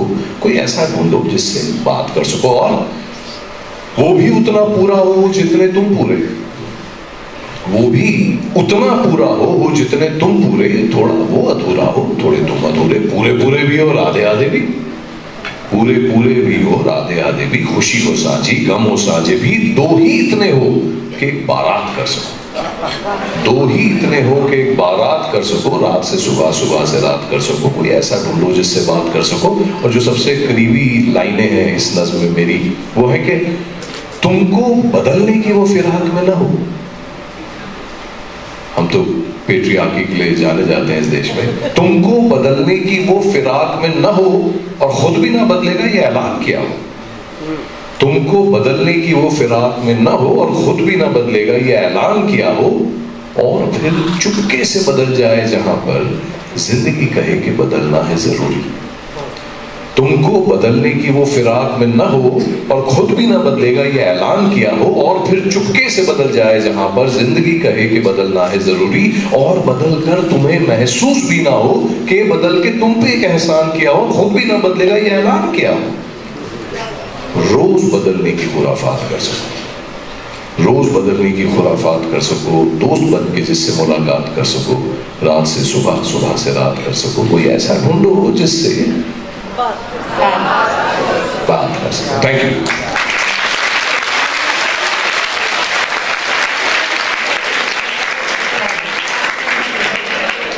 सर ये बहुत ज़रूरी था यंग जनरेशन के लिए ये पूरी बात सुनना, तो मुझे लगा कि I should brought this up with him. So कुछ ही समय पहले एक डेक्लेरेशन कॉन्टेस्ट में एक स्कूल में मुझे जज की तरह बुलाया गया, और मुझे ऐसा लगा मानो कि वो जो बच्चे स्टेज पे थे वो मुझे बहुत कुछ सिखा रहे थे, बहुत इवॉल्व थे, बहुत फोकस थे। बहुत सारे राइटर्स भी थे और पोइट्स भी थे। तो मैं ये पूछना चाहूँगी, जैसे अमृता प्रीतम जी ने एक बार ये वो लिख गई और आज तक वो हर एक के दिमाग में छपा है कि आज अखा बारिश शानू किथो कबरा विचो बोल, तू अज किताबे इश्क दा कोई अगला वर्ग का फोन, जद रोई सी धी पंजाब दी, तू लिख लिख मारे वैन, अज लखा धीआं रोंदियां तेनू वारिस शानू कैन। तो कितना ज़रूरी है हमारी यंग जनरेशन को कुछ कह जाना, उनका कुछ लिखना और चुप ना रहना, कितना ज़रूरी है सर?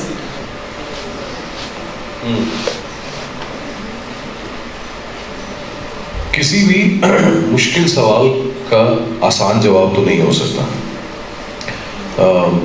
लेकिन मैं दो बातें कहना चाहता हूँ, क्योंकि प्राइमरली आज हमारी ऑडियंस यंग है और बाकी हमारी ऑडियंस यंग हार्टेड है, तो मैं प्रिज्यूम करता हूँ कि हम ऐसे बात कर सकते हैं जैसे हम यंग लोगों से बात कर रहे हैं। मुझे दो बहुत बड़ी शिकायतें हैं आजकल की सोसाइटी से। पहली है कि हम पढ़ते नहीं। 30-30, 40-40 साल के एक्सपीरियंस को किसी ने निचोड़ के एक किताब में डाला है और हम 300 रुपये नहीं खर्च रहे हैं, हम उसकी जगह we are numbing our mind. और अगेन नंबर साहब कहते हैं कि लिखा करते हैं जो पढ़ने के काबिल, लिखा करते हैं जो पढ़ने के काबिल, वो लिखने के लिए पढ़ते बहुत हैं। तो one of the things we need to do, thank you, ये नंबर साहब के लिए। दूसरा, आई थिंक हम जिस माहौल में जी रहे हैं उसमें शोर इतना ज़्यादा है कि हमें शोर तो सुनाई देता है लेकिन बात नहीं सुनाई देती। And words are very powerful. आपकी शब्दावली, वोकैबुलरी, आपका वर्ड्स का चयन, आप किस तरह सामने वाले को कम्युनिकेट करना चाह रहे हो, जिसको हम हाई फिडेलिटी कम्युनिकेशन बोलते हैं, मतलब जो मैं कहना चाह रहा हूँ आप तक पूरा पहुँच रहा है। ये सारी चीज़ें हमारे लिए जाननी ज़रूरी हैं, और ये तभी होगा जब हम पहले पढ़ना शुरू करेंगे। जब अपने से बेहतर लोगों के आप वर्ड सुनते हैं तो आप खुद तराशे जाते हैं धीरे धीरे। तो जितने बच्चे बैठे हैं, मैं आपको ये बता रहा हूँ कि you know, if you think you are going to be successful just because you are going to be able to make a lot of money, you are really mistaken. Great lives are usually built of your own self-awareness, the ability to connect with other people. We are social animals, right? You can't just live alone. And the respect that you will get from a lot of other people. तो इस सब के लिए बोलना बहुत जरूरी है। मैं एक नज़्म पढ़ूँ छोटी सी, It's called Lafz. जब मैं मुलाहिजा फरमाए बोलूँगा तो क्या बोलना है? प्रैक्टिस करा रहा हूँ खाली।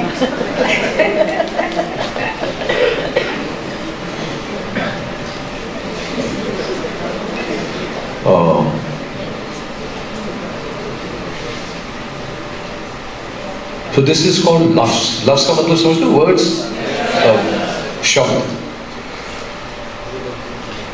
ख्याल जब लफ्ज बनते हैं रिस्क बढ़ सा जाता है। ख्याल जब लफ्ज बनते हैं रिस्क बढ़ सा जाता है। बंदा मुंह बाद में खोलता है, पकड़ा पहले जाता है। You can really figure out जो बोल रहा है कि उसका बैकग्राउंड क्या होगा। तो कई लोगों को तो मैं कहता हूँ सब आप चुप ही रहो, तो क्या पकड़े जाओ। और अगर आप वो हो या आपको इतना इल्म है कि आप कभी कभी वैसे हो तो उस समय चुप रहना चाहिए। ख्याल जब लफ्ज बनते हैं रिस्क बढ़ सा जाता है। बंदा मुंह बाद में खोलता है, पकड़ा पहले जाता है। ख्याल जब लफ्ज बनते हैं इजहार इश्क होता है। इसमें भी क्या करें, इनहेरेंट रिस्क होता है। ख्याल जब लफ्ज बनते हैं कहीं पे जंग रुकती है। ख्याल जब लफ्ज बनते हैं कहीं पे जंग रुकती है। वो जिनसे बैर था उनकी लचकती डाल झुकती है। You can not resolve any conflict without communication. ख्याल जब लफ्ज बनते हैं जमा रहती है यारी भी। कांधों पे इन्हीं के चलती है ये दुनियादारी भी। ख्याल जब लफ्ज बनते हैं समझ में आ ही जाता है। वो जो नाराज थे अब तक उन्हें पैगाम जाता है। ख्याल जब लफ्ज बनते हैं तो लंबी बातें होती हैं। ख्याल जब लफ्ज बनते हैं तो लंबी बातें होती हैं। खुदी के साथ खुद की जरूरी मुलाकातें होती हैं। जहां देखो हर एक रिश्ता इन लफ्जों ने बनाया है। जहां देखो हर एक रिश्ता इन लफ्जों ने बनाया है। जिधर तक है नजर जाती बस लफ्जों का ही साया है। तो क्या हम मान लें दुनिया ये लफ्जों पे ही चलती है? तो क्या हम मान लें दुनिया ये लफ्जों पे ही चलती है या इसके पास लफ्जों के सिवा भी कोई चारा है? तो क्या हम मान लें दुनिया ये लफ्जों पे ही चलती है या इसके पास लफ्जों के सिवा भी कोई चारा है? लफ्जों को अगर हम मार दें, मिटा दें दुनिया से, ये लफ्जों की मौत क्या हमको गवारा है? क्या हमारे पास इसके सिवा भी कोई चारा है? जहां कम तोड़ते हैं लफ्ज, जहां हड़ताल पे है। कोई भी ऐसा एनवायरनमेंट जहां पे आपको बोलने की, सोचने की, व्यक्त करने की आज़ादी नहीं होती। जहां दम तोड़ते हैं लफ्ज, जहां हड़ताल पे है ये, वहां दुनिया का भी क्या हो बुरे ही हाल में है ये। लफ्जों को बचाने का यार प्लान बनाते हैं। लफ्जों को बचाने का यार प्लान बनाते हैं। लफ्जों को दवा देते हैं, 2 बोतल खून चढ़ाते हैं। सुना है लफ्जों को लफ्ज ही बचाएंगे, जैसे आज बचा रहे हैं। जितना हम खुल के बात करेंगे। सुना है लफ्जों को लफ्ज ही बचाएंगे, शायद ये सच निकले। आइए आजमाते हैं, आइए आजमाते हैं। बहुत बहुत शुक्रिया।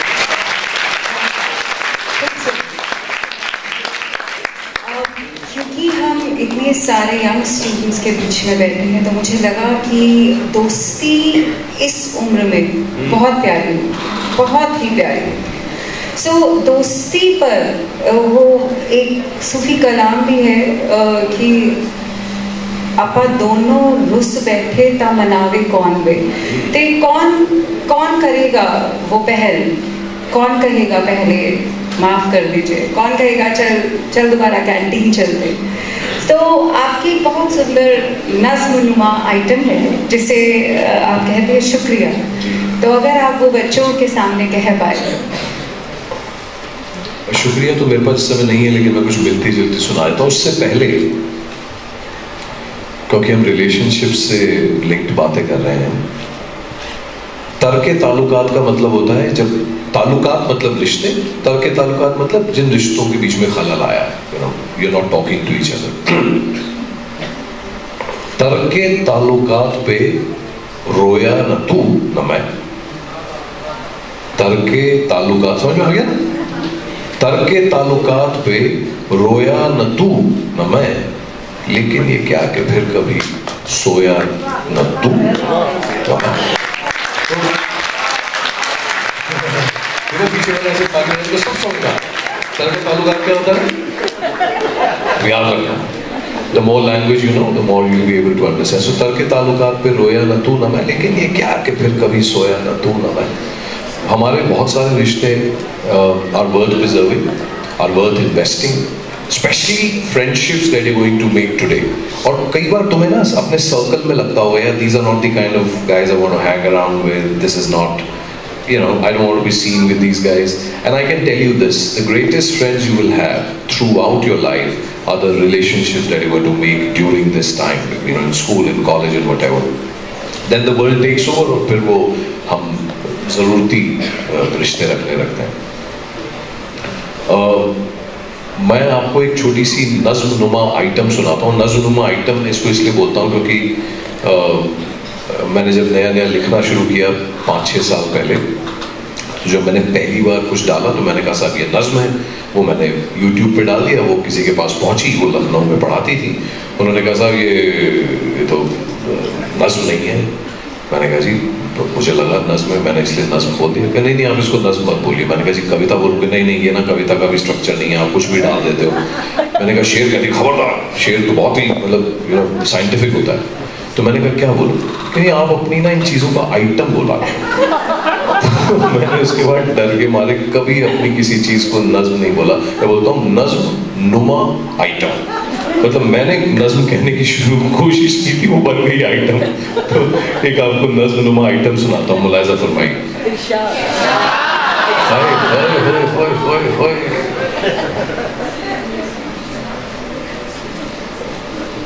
दिस कॉल्ड कमीज़ें। और ये मैंने इसलिए लिखी थी कि मेरे एक मित्र थोड़े बीमार पड़ गए थे और मैं उनके पास पहुंचा।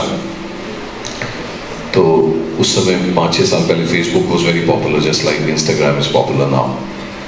और वो लेटे हुए थे, तो मुझे कहा यार मेरे बुलाने पे तुम आ गए, तुम्हारे बुलाने पे कौन आएगा? तो मैंने फेसबुक देखा, मैंने कहा मेरे बुलाने पे भी 2 ही लोग आएंगे हैं, तो 1000। तो मुलाहिज़ा फरमाइए कि ऊपर से नीचे तक अलमारी में भरी है।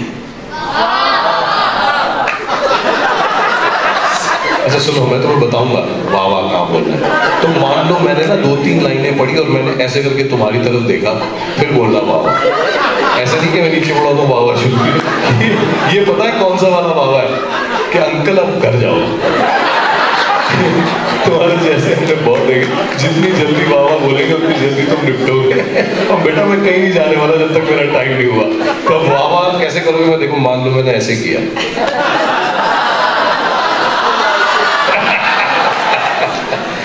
ओके, तो ऊपर से नीचे तक अलमारी में भरी हैं 3 सफेद 6 नीली 3 पिंक 2 हरी हैं।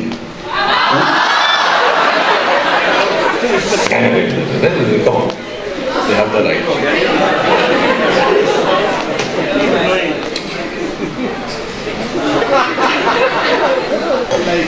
ऊपर से नीचे तक अलमारी में भरी हैं 3 सफेद 6 नीली 3 पिंक 2 हरी हैं। पर सेल लगी थी तो हम 2 कमीजें और उठा लाए। पर सेल लगी थी तो हम 2 कमीजें और उठा लाए। पहने ना पहने, देखने में तो खरी हैं, ऊपर से नीचे तक अलमारी में भरी हैं। वैसे भी आजकल कमीजें कहाँ फटती हैं, कब उधड़ती हैं। वैसे भी आजकल कमीजें कहाँ फटती हैं, कब उधड़ती हैं। कभी दशहरे पर 2 मिला करती थी, सारा साल पहनते थे। आजकल तो इंस्टाग्राम पे हर रोज मिला करती हैं। आजकल कमीजें कहाँ फटती हैं, कहाँ उधड़ती हैं। कभी सोचते हैं वैसे भी आजकल कमीजें कहाँ फटती हैं, कब उधड़ती हैं, लेकिन कमीजों की तरह दोस्तों का भी हाल हो चला है। कमीजों की तरह दोस्तों का भी हाल हो चला है। कभी 3-4 बेस्ट फ्रेंड हुआ करते थे, अब तो एक के बाद एक सिलसिला है। कमीजों की तरह दोस्तों का भी हाल हो चला है। हाँ, कभी सोचते हैं 3 सफेद वाली रख के बाकी सब कमीजें दे दी जाए। कभी सोचते हैं 3 सफेद वाली रख के बाकी सब कमीजें दे दी जाए। पर पिंक वाली पार्टी में बहुत अच्छी लगती है और ग्रीन वाली फॉन्ट पैंट के साथ तो किससे किसका मैच कराएं, कौन सी रखें कौन सी लौटाएं। कभी सोचते हैं 3 सफेद वाली रख के बाकी सब कमीजें दे दी जाएं। ये चलो छोड़ो, भरी रहने दो अलमारी। ये चलो छोड़ो, भरी रहने दो अलमारी। कम से कम खोलो तो लगता है कमी कोई नहीं होनी चाहिए। आदमी के पास हर किस्म की कमीज होनी चाहिए। कमी कोई नहीं होनी चाहिए, आदमी के पास हर किस्म की कमीज होनी चाहिए। पर कमाल है ना साहब, देखिए ना, पर कमाल है ना साहब, देखिए ना, दिल साला उन्हीं पे आता है। पर कमाल है ना साहब, देखिए ना, दिल साला उन्हीं पे आता है। 2 हो, अच्छी हो, सफेद हो, अकेले में हाथ फिर उन्हीं की तरफ जाता है। फिर क्यों हर किस्म की कमीज होनी चाहिए? फिर क्यों हर किस्म की कमीज होनी चाहिए? 2 हो, अच्छी हो, सफेद हो, दोस्तों में दोस्तों, दोस्ती की तमीज होनी चाहिए, दो अच्छे हो, सफेद हो, दोस्तों में दोस्तों, दोस्ती की तमीज होनी चाहिए। बहुत बहुत शुक्रिया।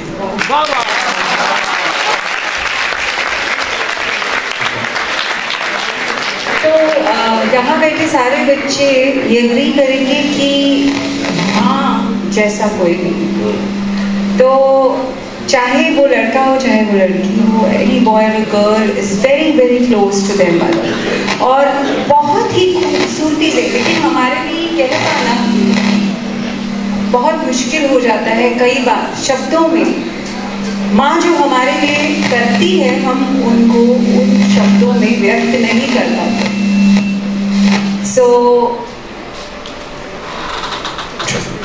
So I would really like you to बच्चों को वो सुना दीजिए माँ होती तो। Do you have that with you? Sure, sure. So, how many of you would say your father is a hero for you? How many of you would say your नीचे कर लो हाँ? How many of you would say your mother is also a hero to you? Okay. About 50% more hands. हमारे पास वक्त कितना है? Is somebody keeping time? खत्म हो गया ना almost? नहीं तो कितना है मुझे बताओ, 2 मिनट 3 मिनट मैं उसी हिसाब से शुरू करता हूँ। ओके अच्छा ठीक, तो let me read a last slug and then we do.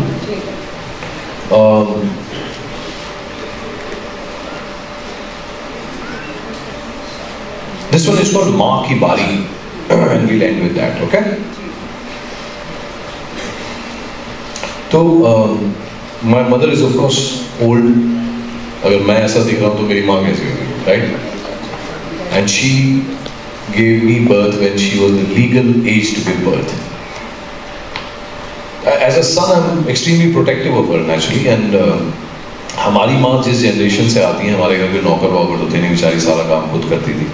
And of course our father was never helpful. वो तो आएंगे बैठेंगे ऑर्डर करेंगे, वो बेचारी भागी भागी आएगी, और हम सारे नवाब थे।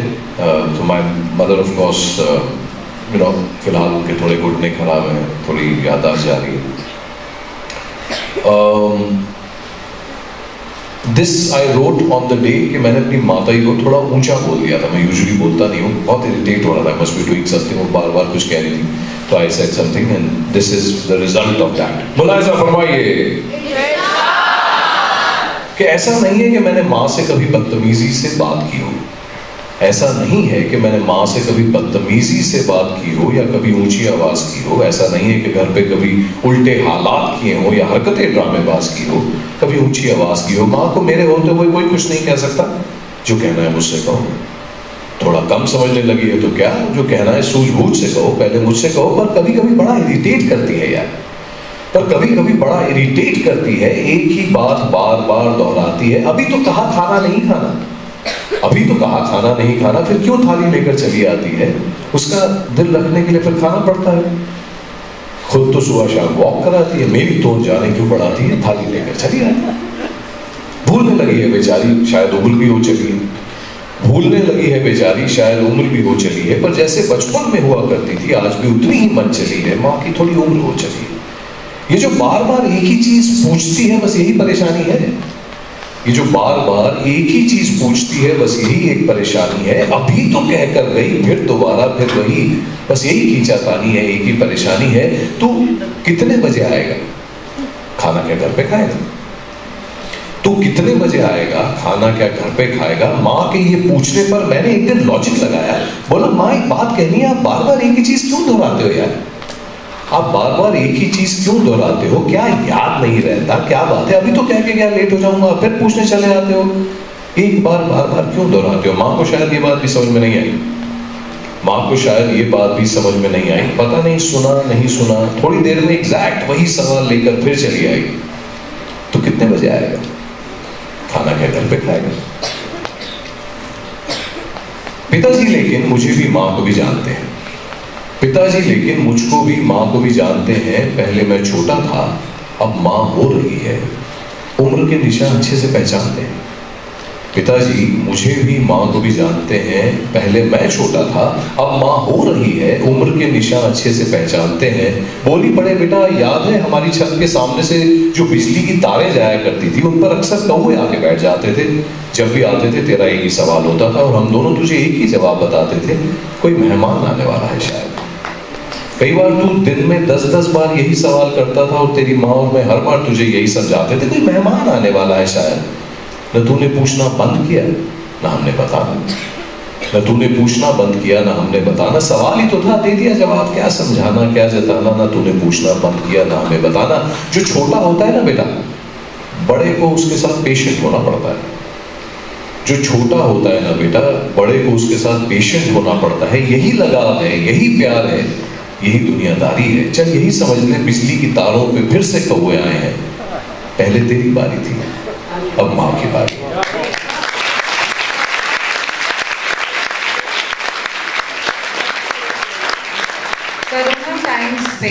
कोरोना टाइम्स में ऐसा हुआ कि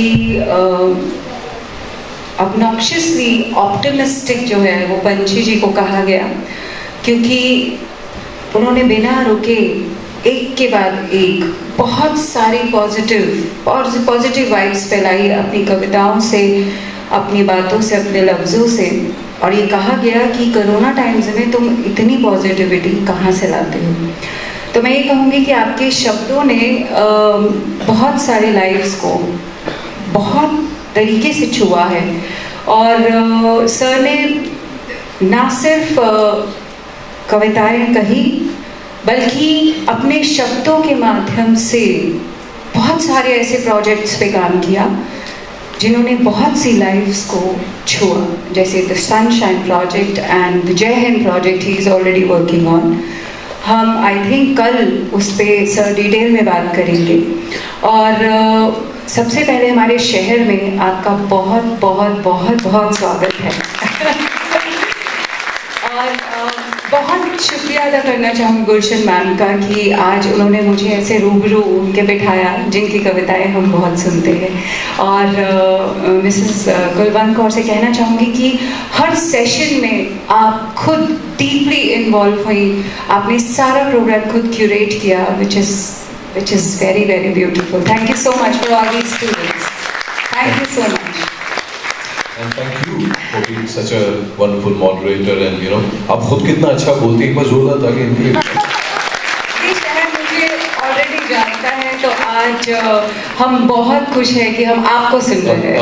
अब इस शहर में एक नया शख्स आपको और जानता है, तो उसके लिए गुलशन मैम ने कहा था कि हम लोगों ने कुछ ऐसी फिल्में बनाई थी पास्ट में, कोरोना टाइम्स में भी, जहां बिना कुछ कहे पोइट्री के माध्यम से हम कुछ कहना चाह रहे थे। ये बहुत लो ऑन इंफ्रास्ट्रक्चर एंड टेक्निकल, जितना हमारे पास नो हाउ था और जितना हमारे पास अवेलेबल था, हमने उसमें ये कहानियाँ कहने की कोशिश की है। और उस फिल्म का थीम जो है वो हमारे थीम से बहुत मिलता है कि आप बात तो करते हैं। So we will watch that film now. Are there any questions or we will Yeah, just go? yes, questions please. Okay. There's one hand there. वहीं से जोर की बोल दो बेटा, don't worry. Sir, namaste ma'am. My question is, you do that, how can we say, or basically how do you know that our relationships with others are the overall sense of fulfillment and the purpose of our life? How do our relationship, how do we have an overall sense of,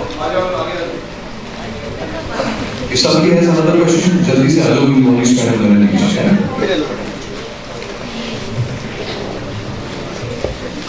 Namaste sir, namaste ma'am.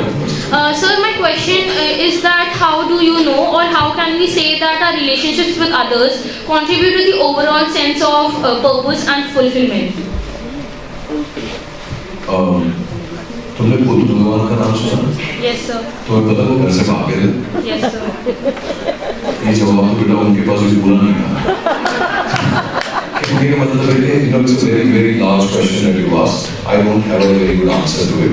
लेकिन मैं तुम्हें ये बता सकता हूँ कि जितना आप खुद को जानते हैं, उतना आपको आसानी होती है बाकी लोगों के साथ बात करने में, उनको समझने में, उनके साथ रिश्ते बनाने में। Typically we match people that have similar core values. तो why don't you go and read about core values क्या होती हैं? and see if you can identify your core values, then you'll be able to identify the people that you want to hang around with, and typically they will last long. और बाकी सब sir पूछना चाह रहे हो, बताना चाह रहे हो, क्योंकि अच्छा ठीक है, सवाल है फिर। हाँ बताना तो बहुत कुछ नहीं बताने का टाइम नहीं है, तो इसलिए पूछूंगा। जी सर। ऐसे है कि आजकल के टाइम में सवाल डायलॉग सवाल की बात कर रहा हूँ, ये जो है ना dialogue in the society, that is missing. चाहे वो इंटरफेथ हो या कहीं और दूसरा डायलॉग, एक हेल्दी सोसाइटी बनाने के लिए उस डायलॉग को रिवाइव करने के, जैसे आपने बात करी कि बात तो करो, बात करने लफ्ज को बचाना है, तो लफ्ज को बचाने के लिए dialogue in the society in all form, उसको रिवाइव करने के लिए आप क्या समझते हो, क्या करना चाहिए और कैसे होगा? एक 2 दिन का सर वर्कशॉप रखते हैं। वो तो ठीक है, लेकिन वो तो मेरी हो रहा है। आप सोसाइटी में डायलॉग, तो मुझे इतनी इज्जत देने के लिए शुक्रिया कि आपको लगता है कि मैं इस किस्म के सवाल का जवाब रखता हूँ। तो क्लियरली मेरे बाल जरूर से ज़्यादा सफेद हो गए।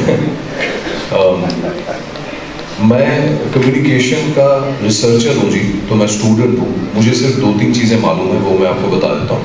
वो ज़ाती रिश्तों में भी अप्लाई होता है, देश के लेवल पे भी अप्लाई होता है, स्कूलों में अप्लाई होता है, कम्युनिटीज़ में अप्लाई होता है। उसको उस मॉडल को बोलते हैं PIC, पिक।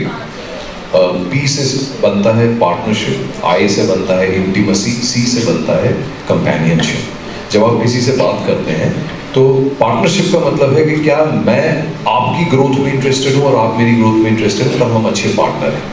इंटीमेसी का मतलब है कि क्या मैं आपके साथ किसी एक जगह के बैठ के खुल के बात कर सकता हूँ, इस डर के बगैर कि आप उस इंफॉर्मेशन का इस्तेमाल कहीं और करेंगे।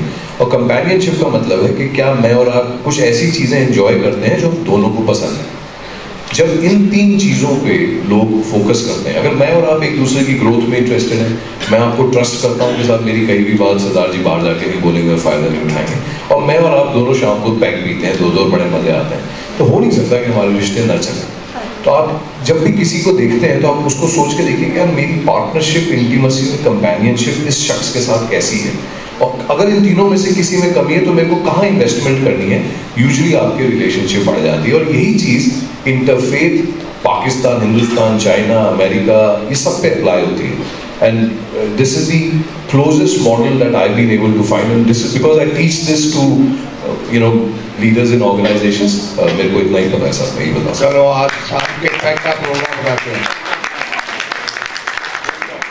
मेरी और आपकी कंपेनियनशिप तो ऊपर चली जाएगी, लेकिन इंटीमेसी भी साथ साथ जाएगी, लेकिन आपको वचन देना पड़ेगा कि जो मैं उस टाइम बोलूंगा वो अगले दिन आप नहीं बताएंगे मैम को। बहुत बहुत शुक्रिया आप सब लोगों का। Thank you very much for listening.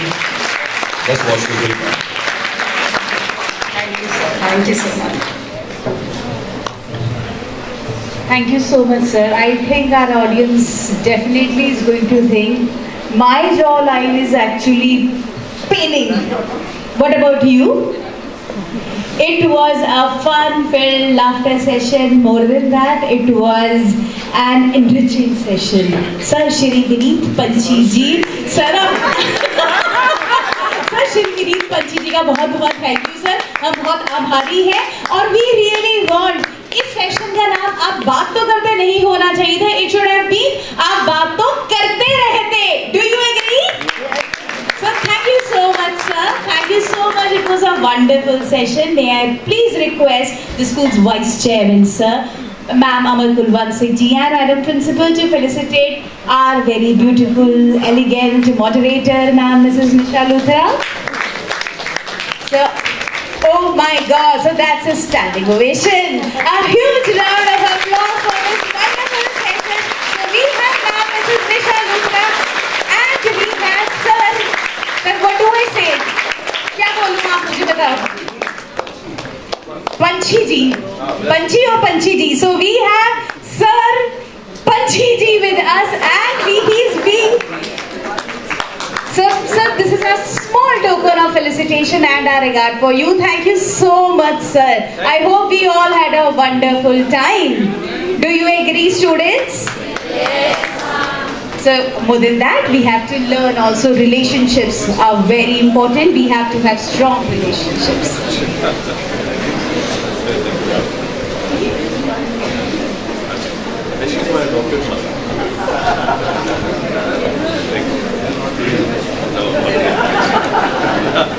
बच्चे मेरे सामने शादी, but thank you very much everyone also. Thank you so much, sir. Thank you, ma'am. So as Nisha ma'am mentioned about the movies that they had been producing, directing during the pandemic times, so let's take a dip into the journey of self-realization and self-worth by the protagonist in the movie Brinda. My dear females and even the males, these 10 minutes 42 seconds might make a lot of difference in our lives. Let's give it for the movie Brinda, which is directed and written by Ma'am Mrs. Nisha Luthra. A huge round of applause for ma'am and here goes the movie.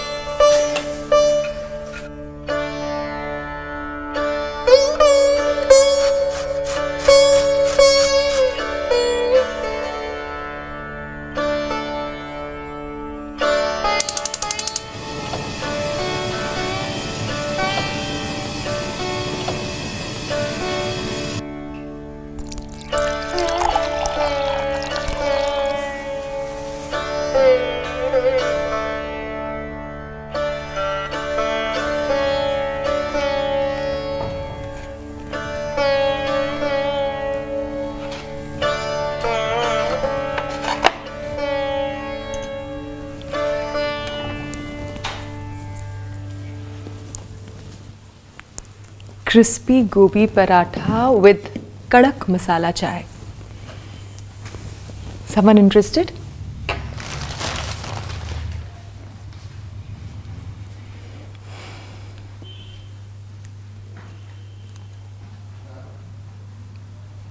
थोड़ा सा खाओगे रजत?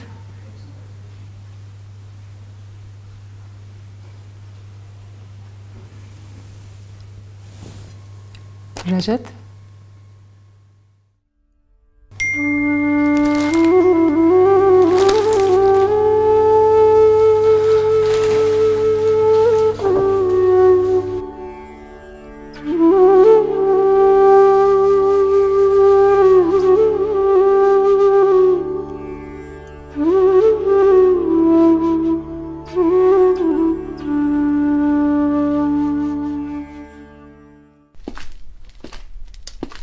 आज office जल्दी जाना है.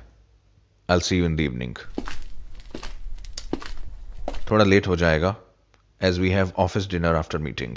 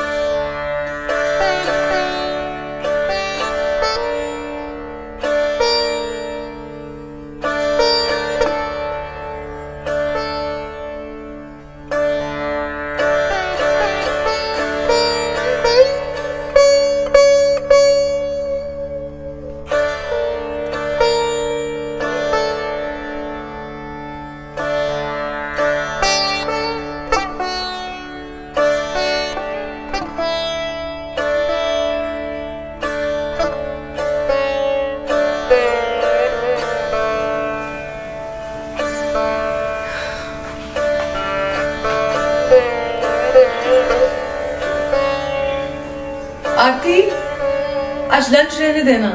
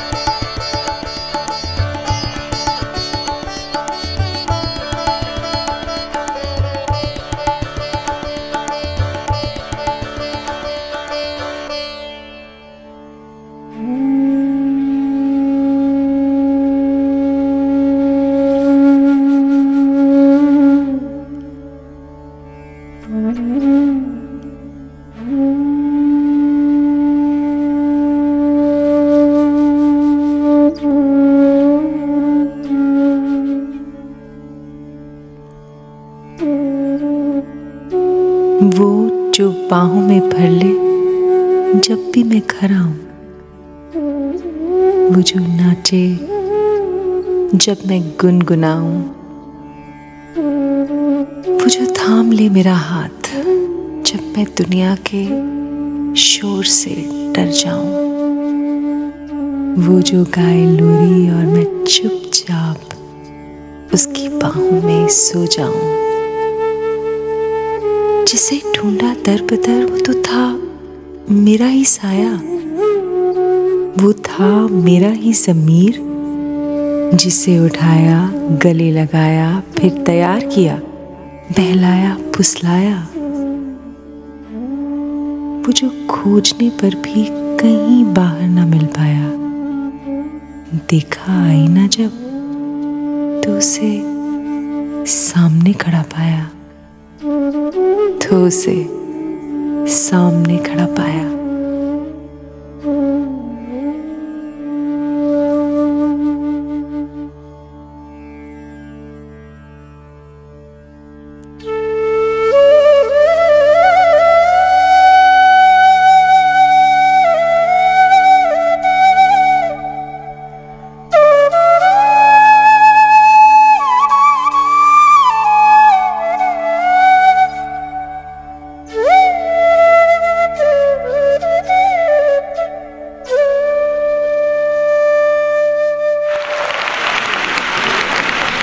Was the journey of self-realization. I would just like to say the journey of self-realization for a woman is not a destination. It's a continuous evolution of discovering her strength, resilience and unique brilliance. With this, a huge round of applause for Ma'am Mrs. Nisha Luthra, the curator of Brinda.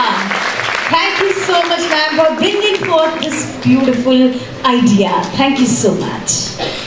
As we draw curtains on this splendid literary symphony, let the echoes of inspiration linger in our hearts, and may the words spoken and stories shared continue to resonate within the chambers of our minds, igniting a passion for literature that transcends time and space. Let us bid adieu to this wonderful day and brace ourselves for yet another enriching sessions tomorrow in the day 2 of Kulwant Singh Literary Fest 2023.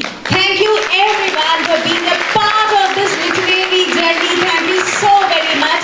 May I request this August gathering to rise for the national anthem.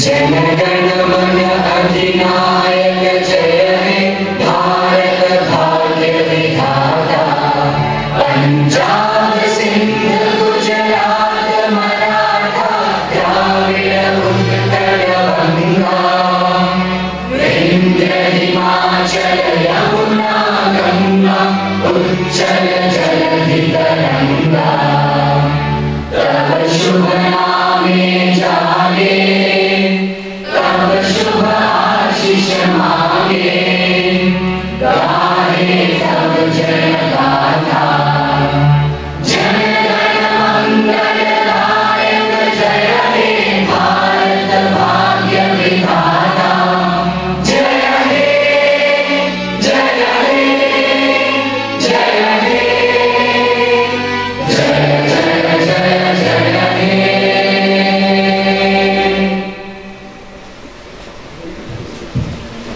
Thank you everyone and have a very nice day. Thank you for being a part of the day 1 of Kulwant Singh Literary Fest 2023. Thank you so much.